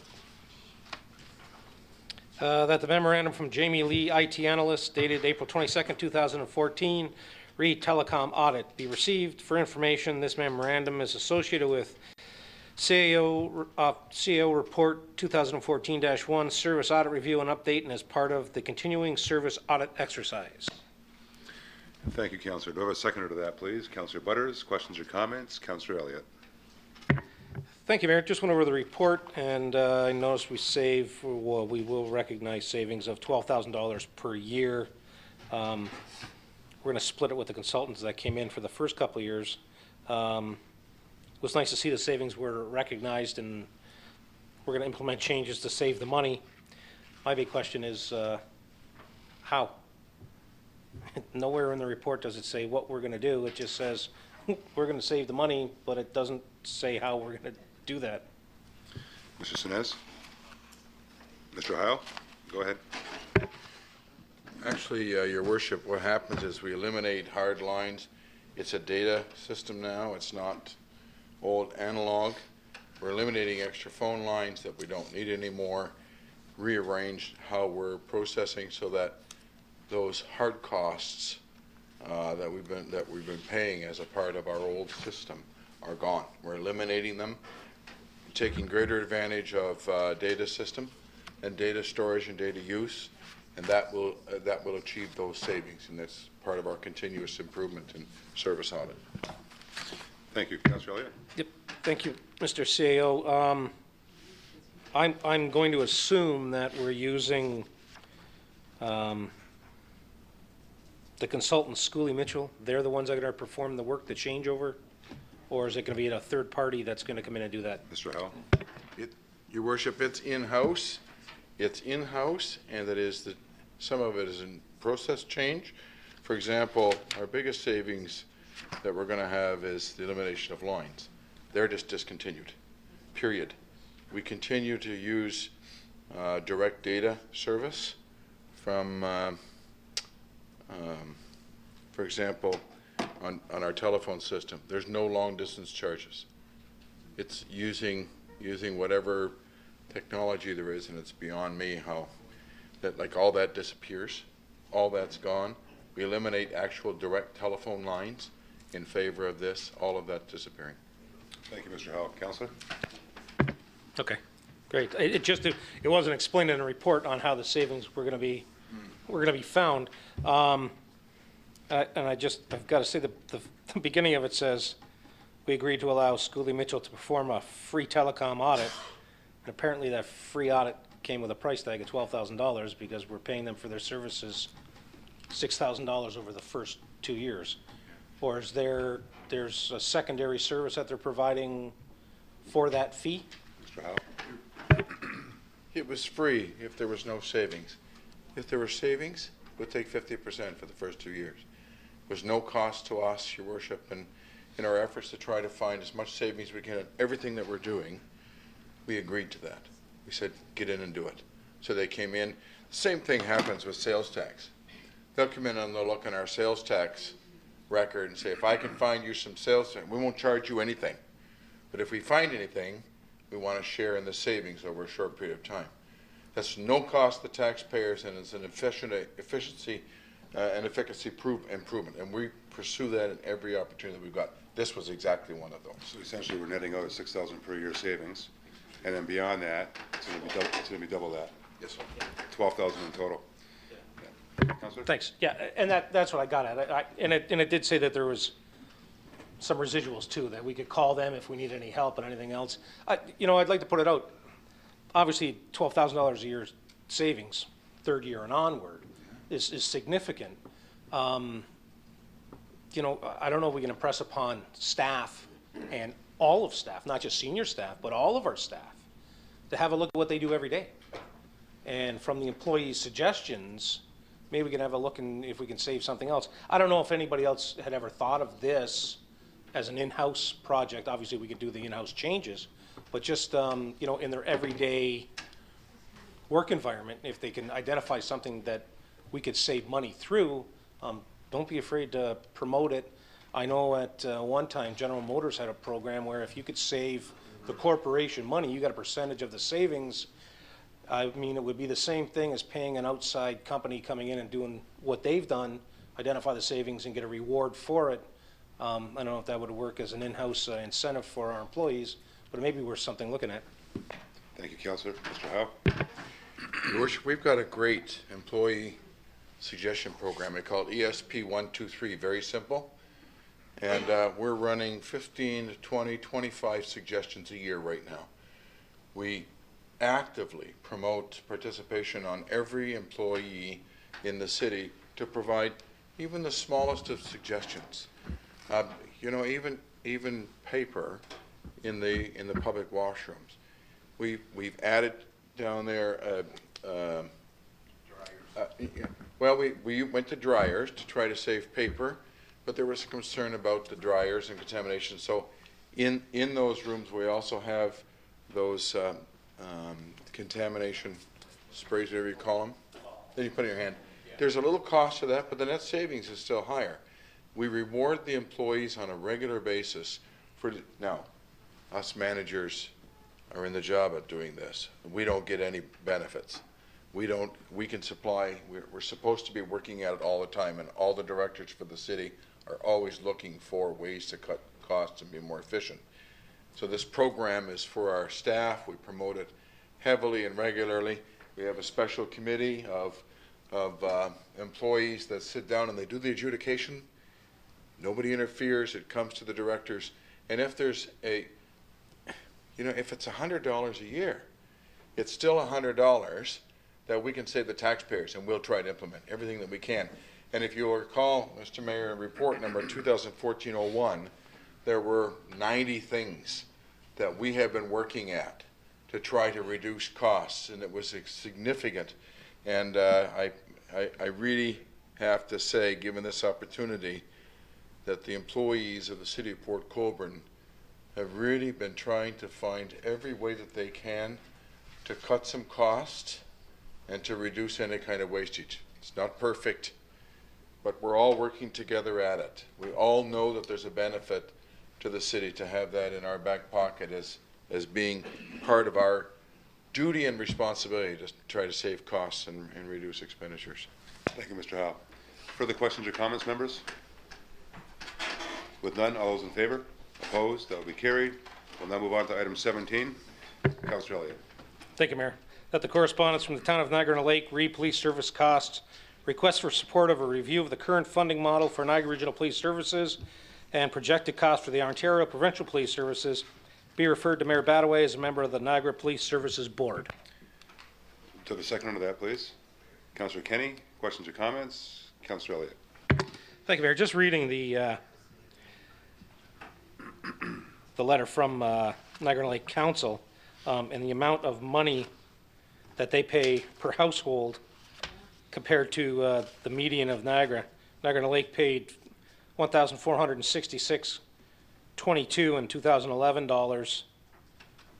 The median in Niagara was $655.54, and the question that popped into my mind was, how are costs allocated?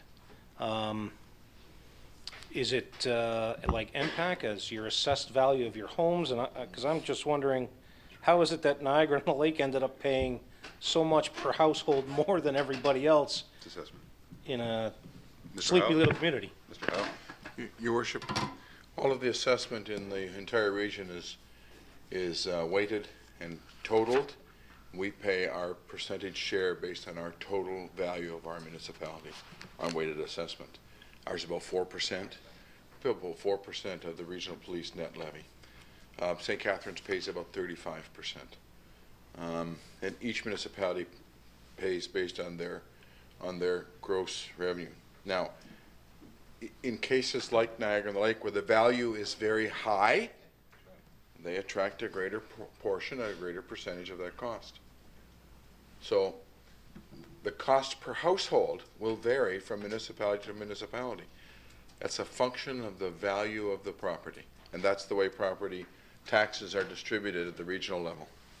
Thank you, but that goes without saying with all the services, not just policing. All the services that are offered regionally, based on assessment, of course, is going to have a change within municipality per municipality based on that assessment. Yes, sir. Okay, Councillor? I'll put it out there that if the town of Niagara on the Lake gets a change in it, which I'm having a hard time understanding why they have to pay so much more than everybody else, just because they've got more expensive homes. Their needs for policing aren't any greater than anyone else. And I think the report goes on to say that they generated less than 2% of the total calls, and they represent only 3.6% of the population, and yet they pay more than anybody else, which I guess I'm looking at it from a perspective, if it changes, what would we look to change it to? What kind of model is out there, or is this the same model that's applied across the province to every municipality? Mr. Howe? This is the current model, Your Worship, in the regional municipality of Niagara. In other areas, for example, in Oxford County, which is itself a regional government, but it's called a county, sharing relationship is the same.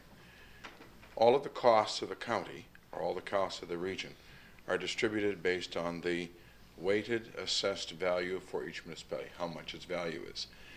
You can't measure the households in Niagara on the Lake compared to the households in Port Colborne. 9.5% of our tax is paid by industrial assessment. In Niagara on the Lake, they don't have that same industrial assessment, which means that their houses pay a greater share. The value of those houses is much more than they are here. A $300,000 home in Niagara on the Lake is a $150,000 home in Port Colborne. So you can't trying to compare apples to apples to do that, because the values are so different, as well as the mixes. If you take the downtown core of Niagara on the Lake, the commercial properties, and the tax relationship for the commercial properties is 2.5 times that of the residential.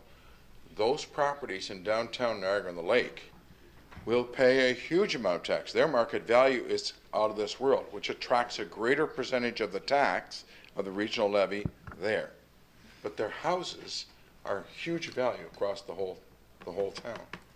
So you can't compare household tax to household tax between Port Colborne, Waynfleet, St. Catharines, or anybody else, because of the huge differences in mix and assessment and the huge differences in value. As well as assessment sectors with respect to industrial versus residential. Correct. Councillor? That's fine. Any further comments, questions, members? I wanted to take this motion a step further, and although I do appreciate staff making the recommendation to toss it at me, thank you, Mr. Heil. I just that's enough out of you, Bodner, again.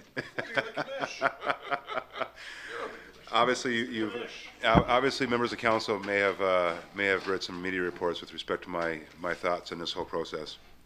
after Councillor Andy Petrowski from the City of St. Catharines brought this up at a finance meeting at the region. And I want to take this motion a step further and add support to the motion, not just refer it back to myself, but actually have I guess the weight of council to support this recommendation, and for three main reasons. And I was very blunt with one interview that I did with CKTV 610, although unfortunately they didn't print or they didn't air the whole interview, just parts of it. Very blunt with respect to the three reasons why I think we should do this. Quite frankly, it's like our capital strategy. It's our fiduciary responsibility to annually look at how we do business, to ensure that we take the expectations of the public and balance that out with the affordability strategies that we all, as a council, in this case as a police board or a regional council, establish. And those three areas are efficiencies. How can we do business in a more efficient manner to bring costs down? That's number one. Number two is duplication. How can we partner with other agencies to eliminate duplication in a manner that brings costs down? And then lastly is responsibility. And I want to expand on this a bit. Responsibility. How do we ensure the proper agencies are responsible for the services expected to be under their mandate versus the Niagara Regional Police and, quite frankly, the taxpayers of Niagara being defaulted upon? With respect to those three areas, they must be looked at on an annual basis. Now, let me just touch on the responsibility aspect of it. The Niagara Regional Police is an anomaly. We have a lot of water, a lot of canal front, lakefront, river, and we also have borders that, quite frankly, shouldn't be solely the responsibility of the Niagara Regional Police. Our borders should be the responsibility of CBSA, the Canada Border Security Agency. Our waterways and our rivers should be the responsibility of CBSA if they're a border, if they're dual American, like Lake Erie is and the Niagara River is, but also the RCMP. So why are we not, as an NRP, doing two things? Looking at, of course, the efficiencies, but also the duplication with respect to having the 3 or 4 different agencies that are in this area, working with them, partnering with them, cutting a duplication, and then, of course, ensuring that the federal government, with respect to CBSA and the RCMP, and the provincial government, with respect to waterways, are not taking on their own responsibilities, instead of defaulting to the taxpayers of Niagara. And then lastly, when it comes to duplication, why are we not looking at more aggressively integrating our dispatch? Why are we not looking at doing things differently, thinking outside the box? And I bring dispatch up as one example because it's front of mind. It may not be the direction to go into, but why are we not looking at it more aggressively? Especially when a consultant has done a report and actually recommended it. Secondly, is with respect to not only dispatch, but also our provincial courts. Our provincial courts, the more provincial courts we have in the region, Hamilton has 1. We're going to build 2. Why? It adds to the costs. So again, like water, wastewater, throughout the years, thinking outside the box, being a bit more aggressive on efficiencies, duplication, and on responsibility. So I would say to council, support this recommendation because it encourages that discussion to be had. Even though Niagara Lake is doing this for their own benefit, which is fair, we would do the same thing if we seen that inequity. However, I think at the very least, for all of the region, it encourages that discussion to be had. So therefore, I would recommend that council actually support the recommendation versus just tossing it at me to take back to the board and, quite frankly, continue doing what I'm trying to do here. I think your weight will help us add that voice to and encourage this whole effort. So, Councillor Elliott? Yes, I will change the recommendation from, let me just get back to the item. It says just refer it to Mayor Badaway, and I will actually change that to say that we'll refer it to Mayor Badaway with council's support. Thank you, Councillor. Do you have a seconder is fine with that? Okay. Any further comments or questions? All those in favor? Opposed? Carried. Thank you, members of council, and thank you, Councillor Elliott. So with that, members, that is all the items that were requiring separate discussion this evening. I will ask if there's any notices of motion. And before I move on to adjournment, the members of staff have any updates or any thing you wanted to bring up? I forgot to recognize that during councilors' items. Anything you wanted to bring up? Harry, did you want to mention today about the meeting that we have with Councillor Desmarais and Quad Niagara? Did you want to just give council a heads up on that for the next meeting? Through your worship, to councillor and staff. The Quad Niagara, led by Tracy Bell, I believe, has formed a committee. And apparently, I'm just going to get some research, hopefully through Ashley and other staff members, called a meeting actually tomorrow to learn a little bit more about that initiative. She's put a proposal together to deal with the east side trail and to tackle some protocols and perhaps to develop some form of a partnership that perhaps through the efforts of the City of Port Colborne, I guess the City of Welland and Thorold, to try and craft one bylaw that would hopefully be generated through the region is my understanding, but that's just something that we'll be researching and hopefully bringing a report back to council on recommendation on how to proceed with that. Great, thank you. Councillor Desmarais, anything to add to that? No, Mr. Mayor, I think Mr. Hakeem said it right, but or said it all. I'm just looking forward to getting moving with this and having those trails used in the best way that they can. And a safer environment. Oh, absolutely. Thank you, and thank you, Mr. Hakeem. Appreciate that update. Members of council, I will entertain a notice or a motion to adjourn this portion of tonight's agenda. Thank you, Councillor Elliott, Councillor Bodner. Any questions or comments? All those in favor? Opposed? That will be carried. Thank you, members. We'll now move on to our council agenda. Madam Clerk, are there any addendum items? Thank you, Mr. Mayor. None this evening. Thank you. Members of council, I need a motion to confirm the agenda, please. Councillor Danch, Councillor Kenny, any questions or comments? All those in favor? Opposed? That would be carried. Are there any disclosures of interest? I have 3 sets of minutes here. If you don't mind, I'll do them in block. I have the first set of minutes of the 8th meeting special of council dated April 14th, 2014. The minutes of the 9th meeting special of council dated April 14th, 2014.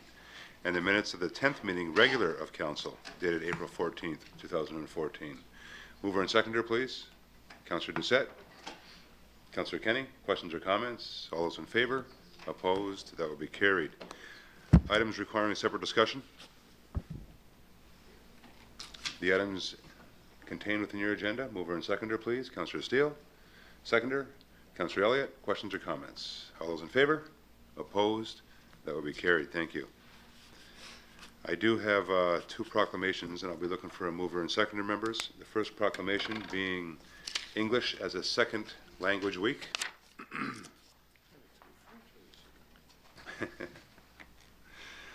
That whereas Ontario has been just make sure this is the right one. Yes, it is.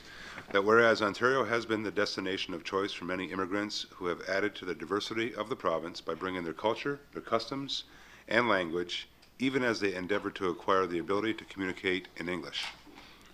And whereas the community of English as a second language learners are represented in all aspects of our society.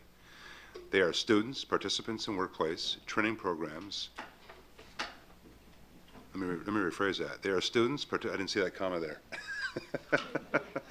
They are students, participants in workplace training programs, researchers and subjects, volunteers and workers, employees and business owners, laborers and professionals, neighbors, and of course friends.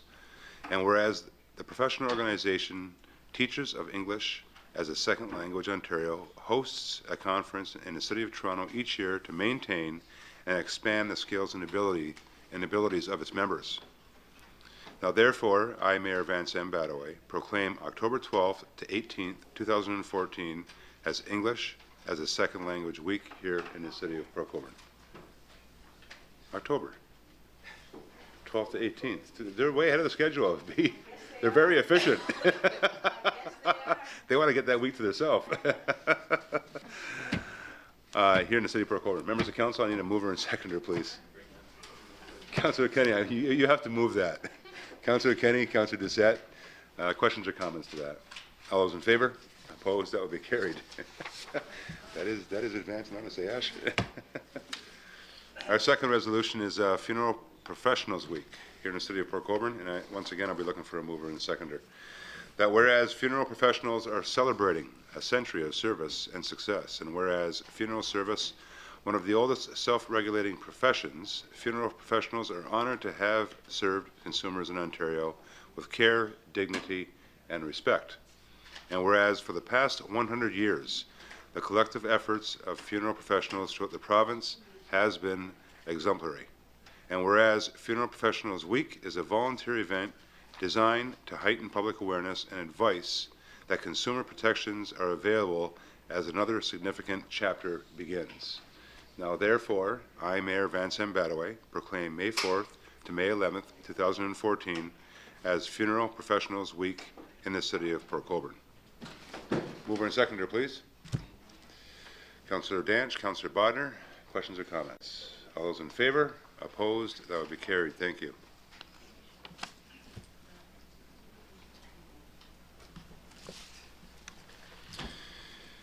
Members of council, I got the minutes of the boards, commissions, and committees. I have one set of minutes, the minutes of the Port Colborne Historical and Marine Museum Board of Management, meeting dated March 18th, 2014.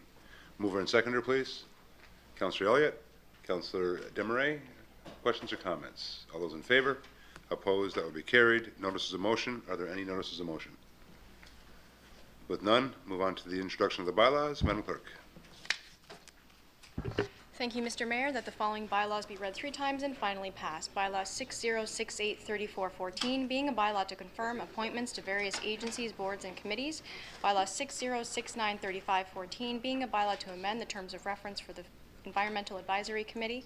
Bylaw 6070-3614, being a bylaw to amend bylaw 3151-2295 as amended, a bylaw to regulate the supply of water and to provide for the maintenance and management of the waterworks and the imposition and collection of water rates. Bylaw 6071-3714, being a bylaw to amend bylaw 3424-697 as amended, a bylaw for the imposition and collection of sewage rates and water rates. Bylaw 6072-3814, being a bylaw to set and levy the rates of taxation for city purposes for the year 2014. Thank you, Madam Clerk. Mover and seconder, please. Councillor Danch, Councillor Elliott, questions or comments? All those in favor? Opposed? That will be carried. Madam Clerk, the confirmatory bylaw. Thank you, Mr. Mayor, that the following bylaw be read 3 times and finally passed. Bylaw 6073-3914, being a bylaw to adopt, ratify, and confirm the proceedings of the Council of the Corporation of the City of Port Colborne at its special and regular meetings of April 28, 2014. Thank you, Ashley. Mover and seconder, please. Councillor Kenny, Councillor Steele, questions or comments? All those in favor? Opposed? That would be carried. Before I go on to adjournment, I do want to announce the next 2 meetings. We have a meeting on Monday, May 12th, Committee of the Whole and Council here in the Chamber beginning at 6:30 p.m. And following that, we have a meeting on Monday, May 26th, 2014, once again here in the Chamber beginning at 6:30 p.m., Committee of the Whole and Council. Peter, when you guys establish that meeting for the asset management plan, if we can get that on the website right away, and for you folks that are interested in attending that meeting, keep an eye on our website, and of course it will be posted. So with that, members of council, if I can have a motion to adjourn, please. Councillor Steele, Councillor Danch. I always get Frankie in there. With no questions or comments, all those in favor? Opposed? That would be carried. Have a wonderful week.